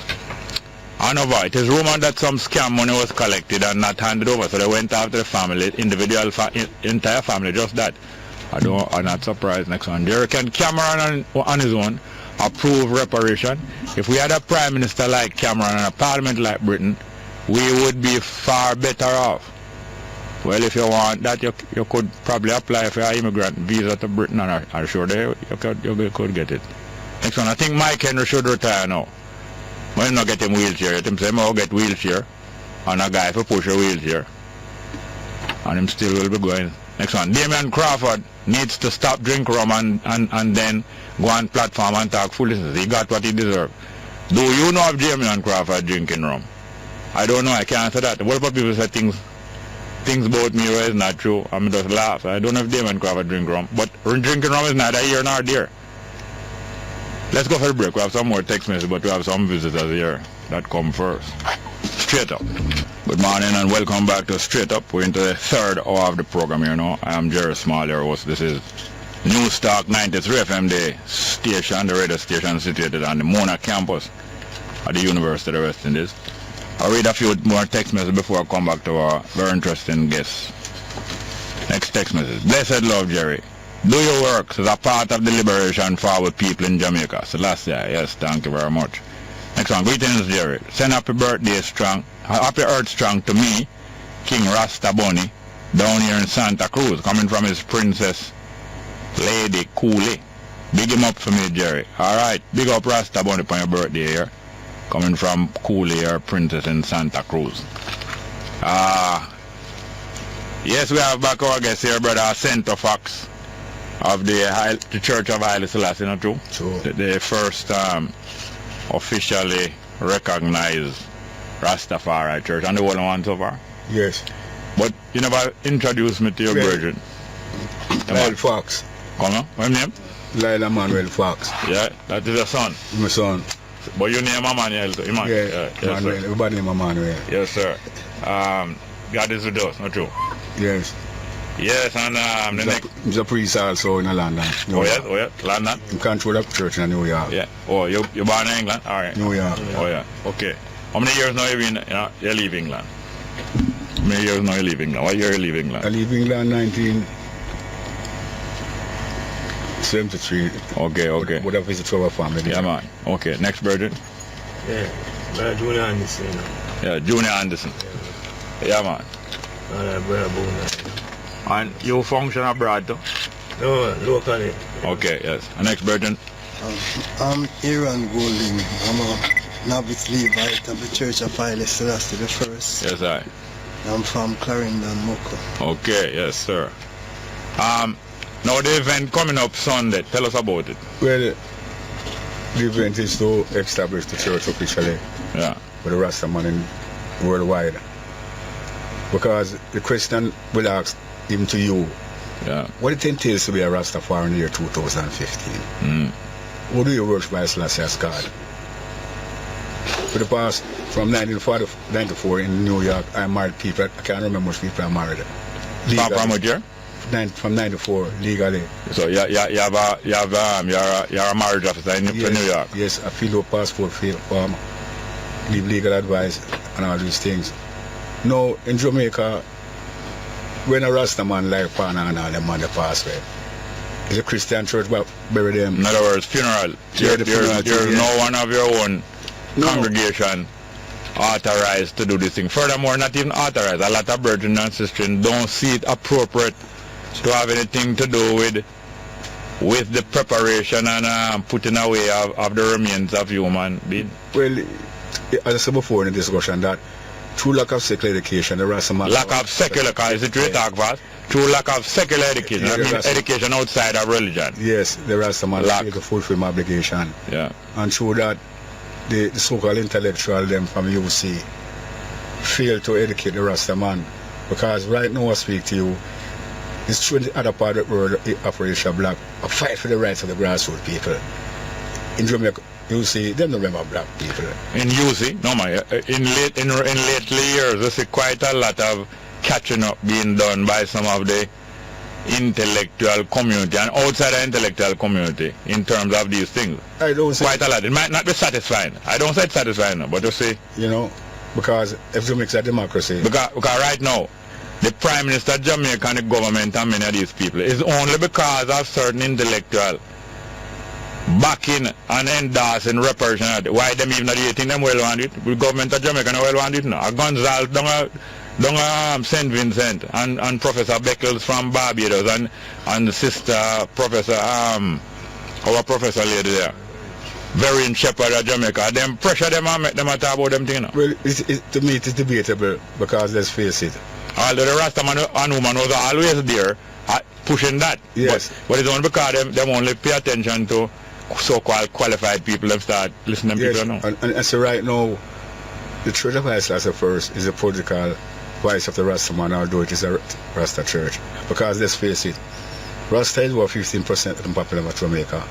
Yet him don't have no right in Parliament. As a minority, him is holding two political parties. Yeah. Yet him voice not heard in Parliament. Yes, sir. You would have that much time. So now, what plans you have to exercise political representation of the African people in Jamaica? Or do you only want to represent the Rastaman? No, man. People is people, Haile Selassie people. All right. So what plans you have in place now to exercise the availability of political representation? Well, a brother them called Andrew Prince King there, they wrote a document stating that if Constitution change, then independent candidate like myself could... If Jamaica Constitution change, yeah. Independent candidate like myself yeah. could contest the question for independent Senate and the Parliament. For the past 20 odd years I wrote Lena. No, we don't have much time now. I want to know two things. More about the occasion Sunday and what plan do you have to exert political representation in Jamaica? Well, the plan for Sunday is that for the first time in Jamaica history, Jamaica will be independent because they are international and indigenous church. We will not have to accept the conqueror of faith anymore. No, you talk fast now. You not have to what? Accept the conqueror of faith. Or the conqueror of faith, yes. So we is independent from 1962. We are independent religiously now in Jamaica. After that now, Western Kingston will be seen as our diocese. And we'll try to do social work in Western Kingston. At the same time, try to educate the people on the question of them rights. When I laugh, it's not no ridicule. I just amuse when I mention Western. I soon tell you why. Because, you see, the question of the Rasta man now is that he must become practical in their lifestyle. Yeah. The question we have to ask him again and ask him this man. Many are very practical already, but I know what you mean. The question is, what do you think to be a Rasta man 2015? Yeah. Selassie's got preparation money, we want to go home now? No. That cannot survive the 21st century. So if we be real now, and organize yourself as a political entity, I contest re-election in the Jamaica and the Imperial Ethiopian World Federation Incorporated. Yeah, how much was in this year? From 97. How much what? From 97. What? How much what? Contest re-election. Oh yes, I've heard. Yes, I remember. Not to go in Parliament. But I think, don't you was involved? Yes. Yeah, man, I remember one time talking to you about something. Yeah, true. Not in St. Ann. No, Central Kingston. Okay, yeah, I remember talking to you. Yes, sir. Okay. I'm a caretaker of North Central Clarendon. Yes. A contest against Colonel Charles. Okay. We knew we could not get up man in Parliament, but the objective was to represent. And we was given a logo. The line is our logo now, you understand that? And them officially approved that? Yes. Good. So, there's no question about it. So, but do you contemplate or rule out of the question any association with other Rastafari brethren who are politically willing and who have demonstrated so in the past? No, we have to work in a body. Yeah, because there are many individuals, but them need to, people need to work together if them have common cause. Yes. His Imperial Majesty will the Imperial Ethiopian World Federation. Yeah. As he said, preamble, anything that hinders us politically, religiously or socially, must use it as a people. Yeah. That's a word from the young lion, yeah. Still resident in England. That's a word. Talking same voice or something. Yeah, man. So, and it's most appropriate that people as young as yourself. How old are you? 23. Yeah, people as young as yourself are the people most likely to do much of the footwork. Sure. When the fruits of the concept and the work of people like your father start bear fruit. Sure. Yeah, what is it? You're right for saying that though. At the end of the day, the Boona and Barabuna and the rest of them on them, they're the foundation of the whole thing. Yeah. But it's up to people like me and the new generation to take on what they have, you know, like pass on the torch. Yes, sir. So. You did say something the time when we come down and Matthews Lane come check it there. Yeah. You did say something which is true, Padley, and I used to say write letters to the paper even about when the South African struggle never reached so far like where it reached. You did say something that is true, that in the early years, more Rastafari brethren did sympathetic to the PNP in the 40s and 50s and 60s, more than to the GLP, and through that now, you was kind of skeptical about plenty of them. Because it was true, you know, that you always find more gravitate that way there. But you were taking a very conservative position. And you say unapologetically, you're not apologizing neither. At that time, you didn't even believe I was a communist. Never laugh. That's why I laugh, because I remember. But I don't know if you still believe that. No, you see, 91 we think mash up communism done. No, but you know what, me personally. Well, I don't think your capacity, first strike, have to change your mind to what. No, but what did make you believe that? Well, your company like wow. Like who? And that one card me. From 74, you know. The whole thing changed, as we say, you know. No, but listen, listen. 1967. Yeah. A teenager and my brethren come together and say, next year is human rights year. We are going to take advantage of the fact that the United Nations recognizes human rights here. Because if we're moving this year, the government dare not move against us. Because Jamaica did go in, Jamaica did go in 62 to the UN and say, we must have a human rights here now. The UN say, okay, let it be 68. The same man who carried the message to UN 62 never know that in 68 he must go and be Prime Minister now, Ushira.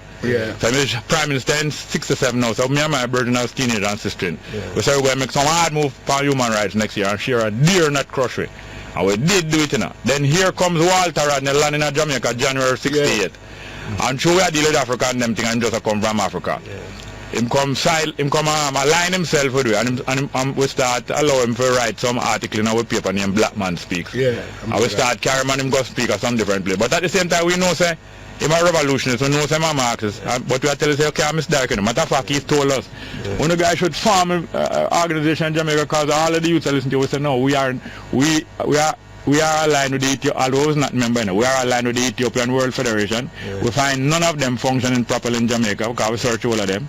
But one day, whenever one rise up that is clean, we will. And him say no, him say the Federation that dead thing is on the. I would say, we say low we with that, man, low we with that. All you do cooperate to do with the history. Don't tell us. That was a march of Marxism, you know. No, him couldn't. No, but tell us him couldn't invade we, man. No, listen, listen me. Me I tell you, you listen me. Him and others try to come amongst and influence. He could not do it. We tell him say backward that. And under no circumstance, no Mark. A matter of fact, we did understand Marx and him thing more than all him and even Trevor Monroe. Enough time we have to correct them certain, because them themselves are taking correct line, you know, and not even knowing say. Marxism was only a liberation theory, it's not an economic theory, it cannot produce wealth. Long story short though. Who get back to you? Yes. You and Core. Yes. And Ivan Core. And the same brother called me a while ago. Oh. We come from New York there. From New York? Yeah. Which brother come from New York? Marcus Dennis, they call him a while ago. You mean Walter Rodney? Yeah. No man not come from New York, him come from Guyana. Yeah, Guyana. I don't believe that they organized the 12th tribe as a left wing organization. No, not at all, man. No, not at all. Because when I look on the whole thing, I see be a Caucasian offspring and you severe Caucasian offspring in a 12th tribe? Hold on, stop right there. Yes. When you look on 12th tribe, when? From original when Doctor take it because no, hold on. You wasn't in Jamaica when hold on. Let's take it step at a time. You weren't in Jamaica when him rise up 12th tribe Israel. So you couldn't observe it. I tell you that. Him came to my house, I drove me and you Alandan and I know him come to my house. You and him come to. No, I didn't come with him. No, I didn't come with him. Core and him come there. And I authorized him, so give me a letter. No, but hear this now. You was not at close quarters to observe who in a 12th tribe to say it's pure Caucasian. But I have people in Jamaica who feed me back with reports. Sam and they're feeding, yes, Sam Brown. But they're feeding you with the wrong information when they tell us it's pure Caucasian. I'm going to tell you this. Them visit us up here in 1969, the 2nd of August. Hold on, that's what up in Augustown, because them here to set a youth in Augustown where defend the Federation but not joining none. Yeah. So when they got that new charter in February 68, A year and a half passes now, August 69, and they don't get together the 25 people that it need to take a quorum. Yeah. Two of the brethren was in it who know we good, Brother Ricketts and Brother Binian, Langman Binian. Yeah. Tell them say you have some youth August Town where love the federation, but them not join none till them say a clean one. So they decided not to come up here and look for us, and come look for us up here one day Sunday, the first Sunday in August 69. And after examining them and meeting them, after a while we decide, we the group of youth, male and female, decide, alright, we're going to go into this one because new and it could still be clean, and we're going into it. And we started going in there from August 69. The first white member was not accepted in the Ethiopian World Federation Charter 15 until 1972. Yeah. She named Jamie, I think Jamie she named. And our youth named Jeremy, and a few of them start coming. Not until 3 years after I joined, which is 4 years after it established, before the first white member come in. And at no time was the majority of the people them white. So the information that they got was not accurate. Well, I wasn't told that when you create a left wing movement. It's not a rise up 12 tribe or Ethiopian 12 for a charter 15. His brother, no, him not him alone. Him and Brother Douglas and Brother Chambers were still gigging in front of the embassy. The three of them rise it up. Yeah. And they did not rise it up. They never meet Walter Rodney. Walter Rodney had nothing to do with the rising up of it. At the same time, when them rise, yeah, I influenced Doctor know that when I go back to Jamaica, if I write a letter to me, yeah, then I could get a letter to man there for, yeah, I'm going to give him a charter car. Nobody, yes. Isaac. Brian, you're talking about Brian Charter. A charter from the original federation. Yeah. Yes. But you say, but we don't have enough time for going at that. But the fact is that the Ethiopian World Federation Charter 15, later known as 12 tribe, was not no Caucasian thing. Yeah, but it's a legal charter because whether it is or not, the fact is that it was not no Caucasian thing. No, listen, the fact is that there's a minority of people of Caucasian descent in there from the beginning till now, although some of them is very influential, like the one who was in charge in New York, Larry. And the second thing is this, that the Ethiopian World Federation Charter 15, later known as 12 Tribe of Israel, up to now, still was not dominated by no Caucasian, and none of them thing there. Larry control it, man. Yes, but we don't have enough time to trash out that, you know. But the fact is, a lot of the impressions and information that you got was erroneous. Believe that. But I know that. But we're not going. We just do now. We're going over the time. We're going over the time. We're going more than 10 minutes over the time. I'm telling you. No, you have to come back. Tell them where the occasion going to keep Sunday. 29 Oxford Street. Yes, and 11 o'clock. 11. The launch night church. Yes. Yeah, man, you're welcome to come back here later. But I'm not going. Give me next day. I have a phone now. Give me next day. Yes, man. But I'm going to leave it with you. Yes, man. We're done. But thank you very much. Because really and truly, we go allow it more in time. Yeah. Because you deserve it still, Bridget. But thank you very much. No, yes, man. All right. Well, that is that. Straight up. Thank you very much for having me here, Bridget. Let's go to the phone. We have some text. Yes, man. We have any text messages, please. Thank you very much. Yeah. That was Brother Ascent of Fox and Bridget, Ethiopian. The Church of Haile Selassie launching them thing Oxford Street, Sunday, 11 o'clock. Morning, Jerry. Please say happy birthday to my father, Rasta Bunny, from Santa Cruz, from his son, Ezekiel. Okay, next birthday greeting for Bunny from Santa Cruz. Coming from his son, Ezekiel. Next one. Jerry, religion is a part of slavery. It is used to brainwash and trick people into submission their way. Some religion is like that, yes. Next one, Jerry, the best form of reparation is debt cancellation. What are your thoughts? No, and that's one of the reasons why I did not identify with the reparations organization that was going on like in the 70s and 80s, because most of those people, a lot of those people are the most influential people there, wanted to direct it to debt cancellation to go give back the same money back to Europe. No. Next one, Mrs. Prime Minister, the loudest from you is the fluffy ruffle huggle public sniffle. Public shuffle, no. It's the fluffy ruffle huggy public shuffle you gave Britty Mars Cameron. Yeah, you sound like a poet and not true. Thank you very much. We have any? Pardon me? Okay, I understand that we have Peter Blake on the line there successful aspirant for the representation of the East Rural St. Andrew. Yeah, Peter Blake. Some comments were made here questioning why he was overlooked previously by the PNP people who decide. Good morning. Mr. Blake is there? Yeah, good morning, sir. No, hold on. You have to turn on this. Hello? Yeah, we are turning on the mic. Yeah, go ahead. Go ahead. Yes, sir. Go ahead. Welcome. Go ahead, man. Yeah, good morning, sir. Morning, sir. Welcome. Welcome. Thank you. Yeah, man. Somebody had called to say that one of your email persons. Yeah. Not email. Text message. Asked a question regarding my association. Oh yes. Yes, that is it. Yes, sir. And the same question was asked in a different way by another news station. Yeah. And then they carried a report in their 5 o'clock news, juxtaposing situations to do with Mr. Welsh regarding charges for triple murder and drugs overseas dating back to 2003. Because it keeps coming up and it came up on your program, I just thought it prudent to put a timeline to Mr. Welsh and me. First thing, I met Mr. Welsh at a political rally at the arena in 2009. That's the first time I've ever been, or he and I have ever been in the same space to come in contact. 2009. Somebody introduced me to him. That was the time that I was on the hustling in East Rural St. Andrew to gain the selection. Mr. Welsh is a voter, a resident in East Rural St. Andrew. That's the first time. So anything that predates that date.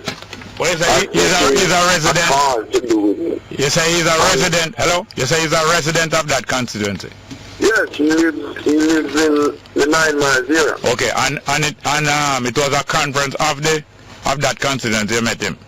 No, it was in the lead up to the challenge between Dr. Phillips and party leader Portia Simpson. Oh, the second runoff?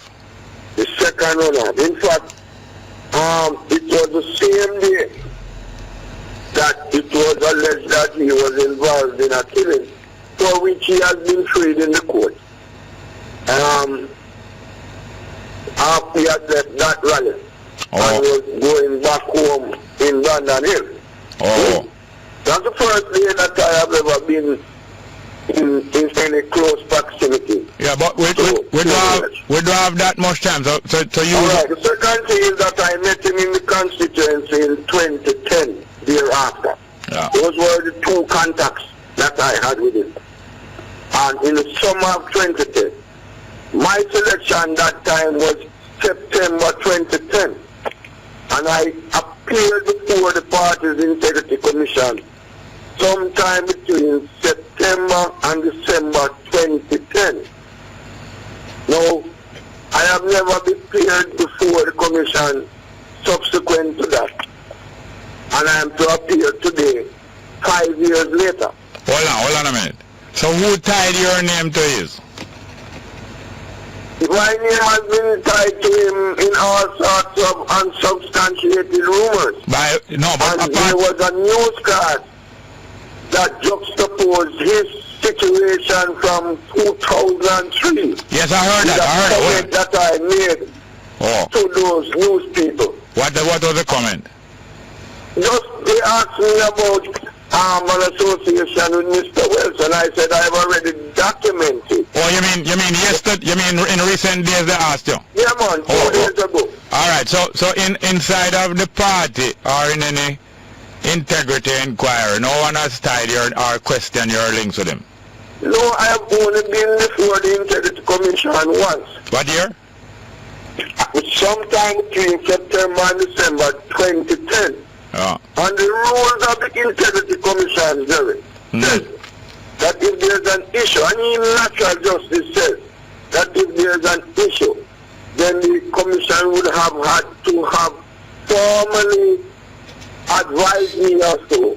Alright, hear me now. Allowed me if I had wished to come before them. Yeah, we only have a minute. Let me ask you something. We only have a minute. Let me ask you something.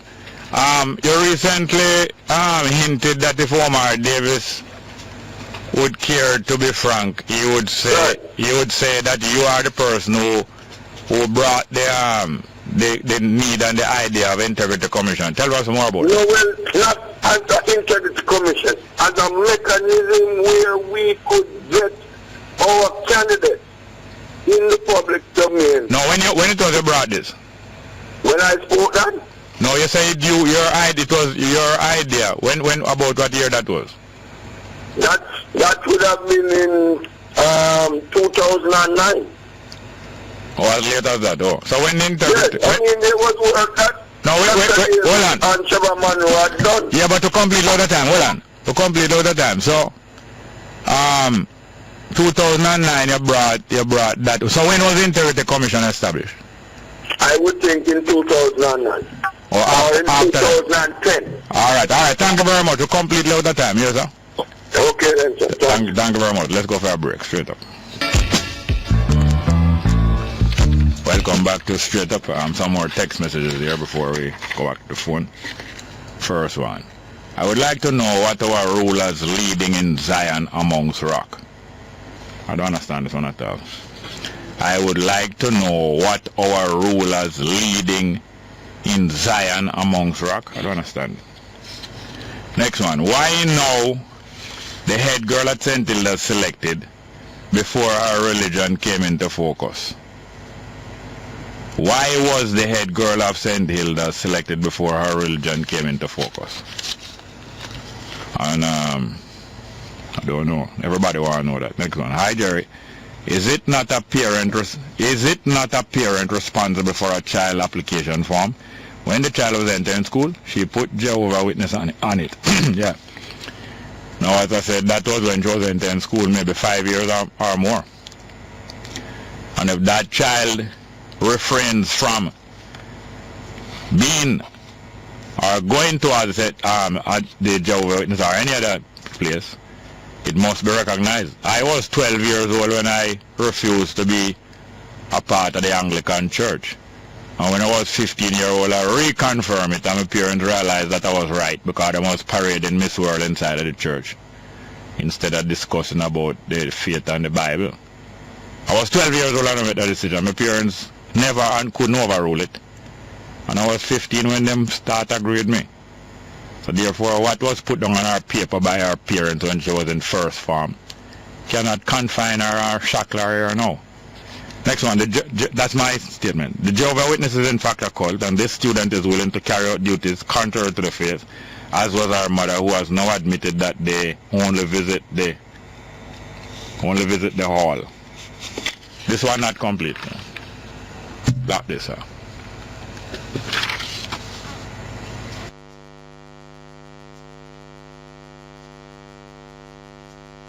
Welcome back to Straight Up. Good morning. Hey. Welcome. Morning. Yes, sir. Welcome. Welcome. There. This St. Hilda thing. First of all, me not think in 2015 of our Lord, in the school should have anything about religion. Keep your voice up, please. Yeah, no school shouldn't have nothing to do with asking a question about religion. Because when you check it, most people in Jamaica, they're not really attached to any religion. Not active, no. Exactly. But if the school farm asks that question, you either go and put the last church you go to, yeah, or you go and put the church where Granny used to go. Yeah. So for instance, if you are asked who you vote for, or you put a vote for that party the last time, are they going to confine you in the prison P or the jail P? That's a good question. You know. And is a fluid situation, because like you, I think it was on my 13th birthday, I decided to me not go no more church. Yeah. So me sit down in a church, I think it was a Easter Sunday, till my back hurt me. Yeah. I'm going to go home, go tell my father, say, I not go back. Him say, why? I say, them think they are child abuse. Yeah, because imagine, because you're trying to show how holy you are on Christmas and on Easter, you sit down for 3-hour service. Yeah. 3 hours. Yeah. And I tell him, say, I never go back. Because the first thing, to sit down and listen to people that talk for 3 hours, and then you can't ask them a question. Exactly. I couldn't work with that. And that was my own decision at that age. Then whose decision it was for Jesus to stay behind when him caravan was traveling back down from Jerusalem, yes, to stay behind regardless of what him parents say, and reason with the doctors and lawyers in the temple. So much so that it's 2 days before him parents find out say him not in the caravan, yes, and had to walk 2-day journey back up to Jerusalem, and he was still up there talking 2 days later to them. Whose decision that? And it was his own decision. And when his mother tried to exert her stating on the farm what religion him is, he make she and the people them know say, don't you know that I'm about my father business and not about no witnesses business? Yeah. Thank you very much, yes, sir. Good morning and welcome to Straight Up, brother. Next one, please. Good morning. Morning. Yes, welcome. Okay, this is my second time calling the program. Fine, thank you. I'm just calling to remind our Jamaican people that tomorrow will be 10-10-15. Yeah. I called already. I'm a sister from the Nation of Islam here in Jamaica. Okay. I was trying to remember whether it's Sunday or tomorrow, true. Tomorrow will be the 10-10-15 yeah, program. Program will be starting from 12 to 4 p.m. Free of charge. Down at the St. William Grant Park downtown? That is correct. St. William Grant Park downtown. We'll be picking up Minister Farrakhan live from the Washington, D.C. Yeah. We'll be having a webcast down there. So I'm asking our Jamaican people, please to come out and listen to Minister Farrakhan. And the topic will be justice or else. Yeah. That's what the topic will be about. So I hope enough people have heard, and we are looking forward to see our people come out, including you, Brother Jerry. Yes, ma'am. Could you tell us more about the demonstration, the practical demonstration in economics and in self-management and government suggested not to spend off your money or spend the money in the Christmas celebration? That is correct, Jerry. That's what we're all about. So he will be explaining more about that tomorrow. Yeah. And what is it that you have heard from him so far about that, from Farrakhan? Well, I've heard just a brief statement, just what you said a while ago. No, just repeat, man. I want them to hear it from you as well as me, man. What about Christmas? Okay.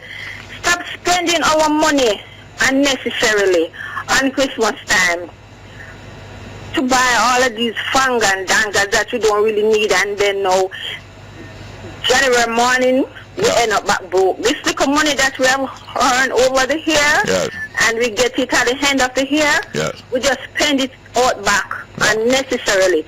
We should stop spending our money, buy all these merchandise things that we don't necessarily need, and keep our money to send our children to school, educate our children, and stop spending our money unnecessarily. That is a part of it. Thank you very much, ma'am. Okay, thanks. Yes, man. Saturday 10 or 11 down at St. William Grant Park, a live feed of the, I think it is how much anniversary of the Million Man March. 20th anniversary of the Million Man March, and also a wider discussion for the African people internationally, and I suppose also the Islamic people. Straight up. Yes, sir. Thank you. Thank you very much. Good morning and welcome to the next caller. Welcome. Yes, Jerry. Yes, sir. Welcome. Morning. Wagwan. No, the Virgin I talked to a while ago. Yes, sir. That's in the studio there. Yes. But I don't know, maybe you right still anyway. My understanding of me did get. Yes. When they talk about the Caucasian yes. bloodline. Yes, in a 12 tribe, yes. Yeah. But my understanding, when I get when him that talk, but he never correct you, so maybe you right, was that him just means at the time, but him that tried to put it delicately. No, at the time, too much brown skin people in it. Yeah, too much brown skin. A real black African. Yeah, well, that is a joker smoker. That's a joker smoker contention because Selassie, a brown skin people to him family plenty of them. And that was a thing that you're quite right. That is something that I wanted to address to him, but in the heat of the moment, it slipped me. It never correct your view anyway, so maybe your view was the correct one. White Caucasian coming after. Yeah, but he had to admit that it was reports he was getting from people down here, and that he did not himself observe any such thing which he claimed to observe. But so the report when I get probably come from the other person's prejudice. Yes, and not only that, a lot of people, including the politicians, especially the PNP politicians, their criticism of the 12 tribe of Israel and the Ethiopian World Federation Charter 15 at that time, they said too much uptown people in it and too much educated youth, and also too much woman in it because so much woman not supposed to be in a Rasta organization. And they were vexed about this thing because of the ability of the general Rastafari community to attract the young people, especially in the 70s, 60s and 70s and 80s. They were very jealous of it, and up to now the Marxists and let me know. I want you listen here. The Marxists, the socialists and the Marxists have been very jealous of the African movement and the Rastafari movement over the years about their ability to attract young people in a sensible way without indoctrinating them and buying them. Sorry to interrupt. Go ahead, please, sir. No, but all right, and that again, you see when sometimes you try to stop some people to talk. Yeah. Picture this in your mind. You ever see Jamaican people on cell phone, how them talking at the cell phone, or the phone there? Away from them, but the mouth and then because them want them say what them are saying, them so you know, really, and that's what we do generally still too. We talk, and we not listen to what the next person I say. Yeah. And they transfer in the phone, same conversation, and take out the phone for 9 years and then talk tonight. So you now hear what you are saying when you are trying to interrupt. Oh, them take it themselves. But I agree. I agree that it requires more sustained effort on my part and a little more delicate operation. But thank you very much, yes, sir. The schoolgirl, Yeah. I feel say everybody who a child who are not Anglican take out and pick out of school, and since they don't go Anglican people, because that means your child is not Anglican can't realize their full potential. Yes, and we never take money from the taxpayers' money from the government. Them now question whether Anglican money or for Caesar head upon it. Thank you very much, yes, sir. All right, next call. Good morning. Welcome to Straight Up. Hello. Morning. Good morning. Welcome. How are you, Joseph? Fine, thank you. And the Vanguard. Okay.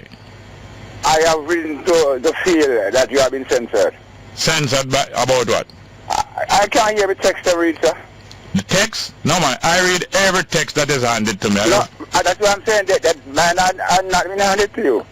Anyway, you know what I'm saying now? I cannot doubt it. Tell me what. I'm certain about it. All right, tell me the text of one of the texts that you think has been sent. Here the one now. Bongo Jerry. Yeah? We have to hurry because the ring of power, Vatican City, London City, Washington City, is tight in its grip. That's one of them. Yeah, but I read many texts like that. No, but you didn't get... Anyway, what I'm saying to you. Yeah. I recommended a book. The Kaibalion. Spell it. K-Y-B-A-L-I-O-N. Oh, yeah. Are the three initiates. You recommended it to who? You and all Straight Up listeners. Oh, you recommended it? No, you did so before. No, I did so before. Okay. But I'm calling now. I was texting, but because my text on me read, I'm calling you. Yeah. I didn't mean to call. Yeah. I've been listening to you and all the talk show hosts over all these years and all of them. Yeah. Much respect to Garnet. You know, but you see, I'm saying that I am one of those persons who what said the heat from you. Yeah. I the one who told you that about Yogi Bear. Yogi Bear, oh yes. Yes, it was a text message. But we did read that one. No, but that's another one. Oh, well, it's okay. Anyway. Yes, go on, quickly. You and I link up regularly. Yes. And I sent his number, but he didn't call him. The same Yogi, which one is Yogi Bear? Yogi Bear from with the bus from Papi to downtown. Him still in Jamaica? He's in Maypen. Why I say? Oh yes, I think I've heard that, you know. Okay, well okay. Yes. I just feel bus park. Yes, okay. The most outstanding Rastaman in Maypen without locks. Okay. Have a good day. Well, thanks for making the link here, sir. I am the vanguard, and I am on guard, and say, we the Caribbean. Yes, sir. Thank you very much, yeah? Have a good day, sir. All right, let's go for a break straight, please. Welcome back to Straight Up. I'm your host, Jerry Small. Couple text messages. Hail up, Jerry, and your guest. What role does Solomon Wolf play in this discussion? We only mentioned him once. I only had time to mention him once, pointing out that he was in Ethiopia when Center Fox came and went to America in '73. Next one, Jerry. He might have been here because he came back here to campaign for the PNP, Solomon Wolf, and to campaign for Douglas Manley, down in Manchester where he come from. Jerry, the 119 emergency number is a joke. A lot of people say so. It seems to be so, yes. Next one. Good morning and welcome to Straight Up. Hello? Hello? Yes, hello. Welcome. Yeah, morning, Mr. Smart. Good morning. Mr. Smart, what happened? You don't hear nothing more about the school that the money they used to pay that benefit. You don't hear nothing. The money was used to do what? To pay the school. What the little girl died? Yes, okay. What money was used to pay the school? No, remember they said they used the money to pay the school and the school wasn't paid. Yes, who is it there that used the money? Miss Hannah.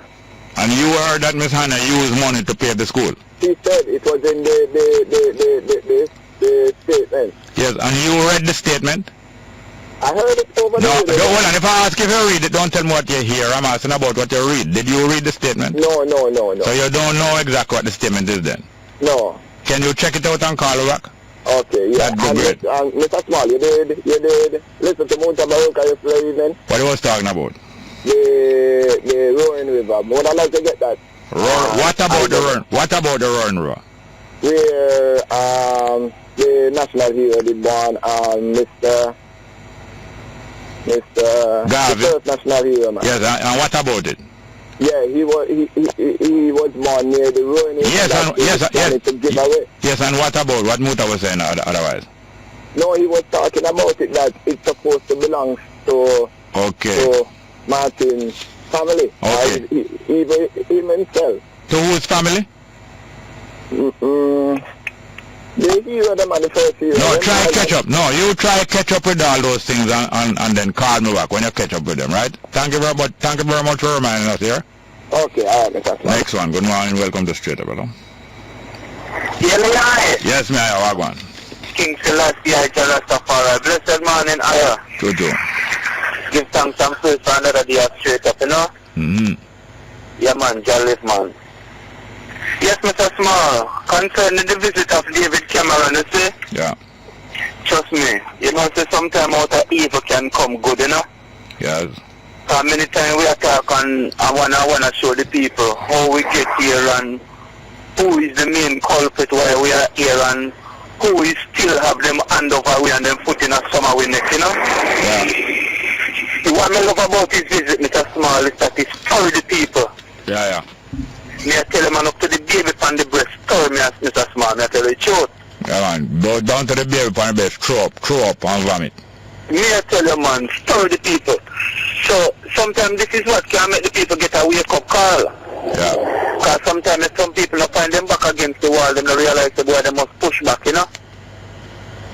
So this is the time for most of the people them eyes to open to say, boy, this could have really gone. Yeah. But what we want us as Jamaicans to know, Mr. Small, you see prison, prison are just built for thief and criminal, you know, Mr. Small. Yeah. Prison also built for the conscious minded, you know. Yeah. Yeah, man. So long as you're conscious, you know, and you are willing to pull along some people with to show them the right way, the system is against you, you know. Because when we look at Medellino and Marcus Garvey and Nelson Mandela, remember, you know, when Nelson Mandela started to fight apartheid in Mr. Small, and them realized the mission that him on, they went out in the desert and then built a prison. Yeah. And then came go there. What is the charge that them charging? See? Yeah. So you are going to go there so long to will to pull people in a conscious way. Look for Marcus Garvey. Yeah. Him end up a prison. He wasn't a criminal. Okay. Look for Muhammad Ali. And recently I get to understand the reason why he went to prison, you know, is because he never want to involve in go kill some people. Because I say, boy, them people are not doing nothing. And refuse. He refused from doing that. And because he refused from go shed innocent blood, them say, alright, you know one with you can't stay around here. Yeah, no, it's not because, not only because I refused to shed innocent blood. They wanted to put him away a long time, and they used that now to get him out of the way. Most of the people, innocent people go to prison. They go there because of some other reason that they were wanted to get out of the way. And they get an excuse. That's why they make a lot of political charges that they use to get people out of the way. True, because you're a stumbling block certain way, so you have no charge on you. Yeah, I'm out of time completely here, sir. But thank you very much. Yes, man, I got the message, so line up your call a little bit. Thank you very much. Next text message. Hail up, Jerry, and your guest. No. Jerry, how comes you never highlight any of the acts done by Tony Welch, but you always talk about Jim Brown and his son? You bias or what? What me say about Jim Brown and his son? Tell me which act of Jim Brown me always highlight. Text back and tell me which act of Jim Brown that me always highlight, since you remember. Please. And next one. The government executive are out of alignment with the common public sentiment of those they profess to lead. Britain sent. Thank you very much, yeah? Morning, welcome to Straight Up. Good morning, Jerry. Yeah. Jerry. No, we can't, that noise that's in your background. Jerry, the noise gone. Jerry. Go ahead. Why when people come on the radio and talk good things, you don't want them talk it? All of your phone calls you call to criticize this year. We're not going to waste no time. You not criticize nothing, Jerry. Jerry, me not criticize nothing. The country need help. And not because me a small man. You understand what I say? I thought you was a big man. Alright, Jerry. You understand? Because, Jerry, any of them put the soldiers them out on the street. The soldiers are the people that are going to friendly. Alright, we'll get the message. We'll get the usual message about putting the soldier on the street. We're going to take another call. Good morning and welcome to Straight Up. Hello. Hi, morning, Mr. Jerry. Welcome. Yes, man. I start to know that Jamaica have to have that man killing, assassinating himself, man. The man who gets scammed in America, yeah? My God. Is many of them commit suicide, you know. Like those who get scammed by the Jamaica government in the 90s. Many people have committed suicide through the Finsac scamming. But I heard a news of some football, a permanent footballer, the scammer man too, and the way the last. Yeah, but don't try to come here and call nobody name. No, I'm not trying to call nobody name. Definitely. But anyway, I started to know that after that, man. The Jamaican name just pains bad all about now. Yeah, long time. Anyway, not ask to say. Well, thank you very much, yeah? Yeah, man. Good. Okay, well, I want to thank also quickly. We're going to take one quick call. Good morning, welcome. Good morning, welcome. Hello? Yes, sir, welcome. Go ahead, please. Yes, Jerry. Yes, sir. Good afternoon. Maybe to you. I have a fasting. That man may run from Harper Street to Barbican. Yeah. And a man leave him wallet in my car. My name Stone. Your name Stone? Yes. I will one Toyota Avalanche. So him can, if him listen, him can come by and understand. Because I know the way. Okay, wallet left in a taxi from about what time you found it? I found it yesterday, the day before yesterday evening. That is the 7th of October. Yes, at somewhere about 6:30, sir. 6:30 8:30 in the evening. Good. Yes. Okay, that's great of you. Thank you very much, yeah? So anybody lose a wallet, and he says a mail, any mail lose them wallet now? Your name Grant. Grant. Yeah, you shouldn't name out him name, man, but it's alright. He might have other things in there. He must very important. Yes, it's okay. We have to go now. But that's great. Stone, your name Stone, and I'm left him wallet halfway through to pop in. Thank you very much. Yes, I'll call back tomorrow. I'm going to see if I hear anything from him. Thank you very much. I'm a producer also, Tanner Richards, also production assistant, Shadi Walton. I'm Miss Williams there. What's your first name, man? Tiffany Williams also, yeah, and Stuart broadcast technician. Jim Dandy to the rescue. Laverne Baker. Straight.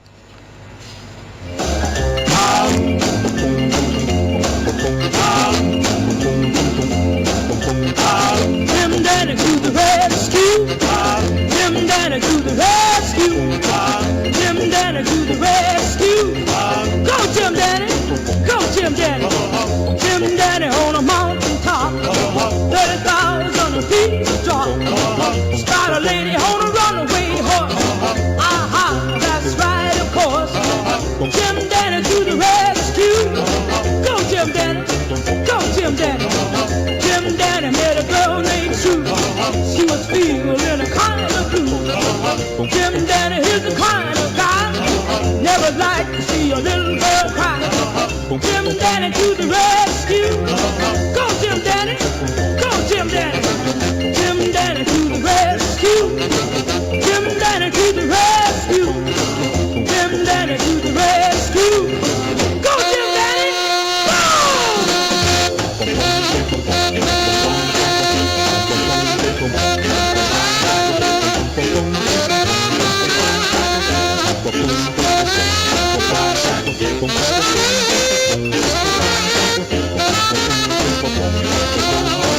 Jim Dandy in a submarine got a message from a mermaid queen.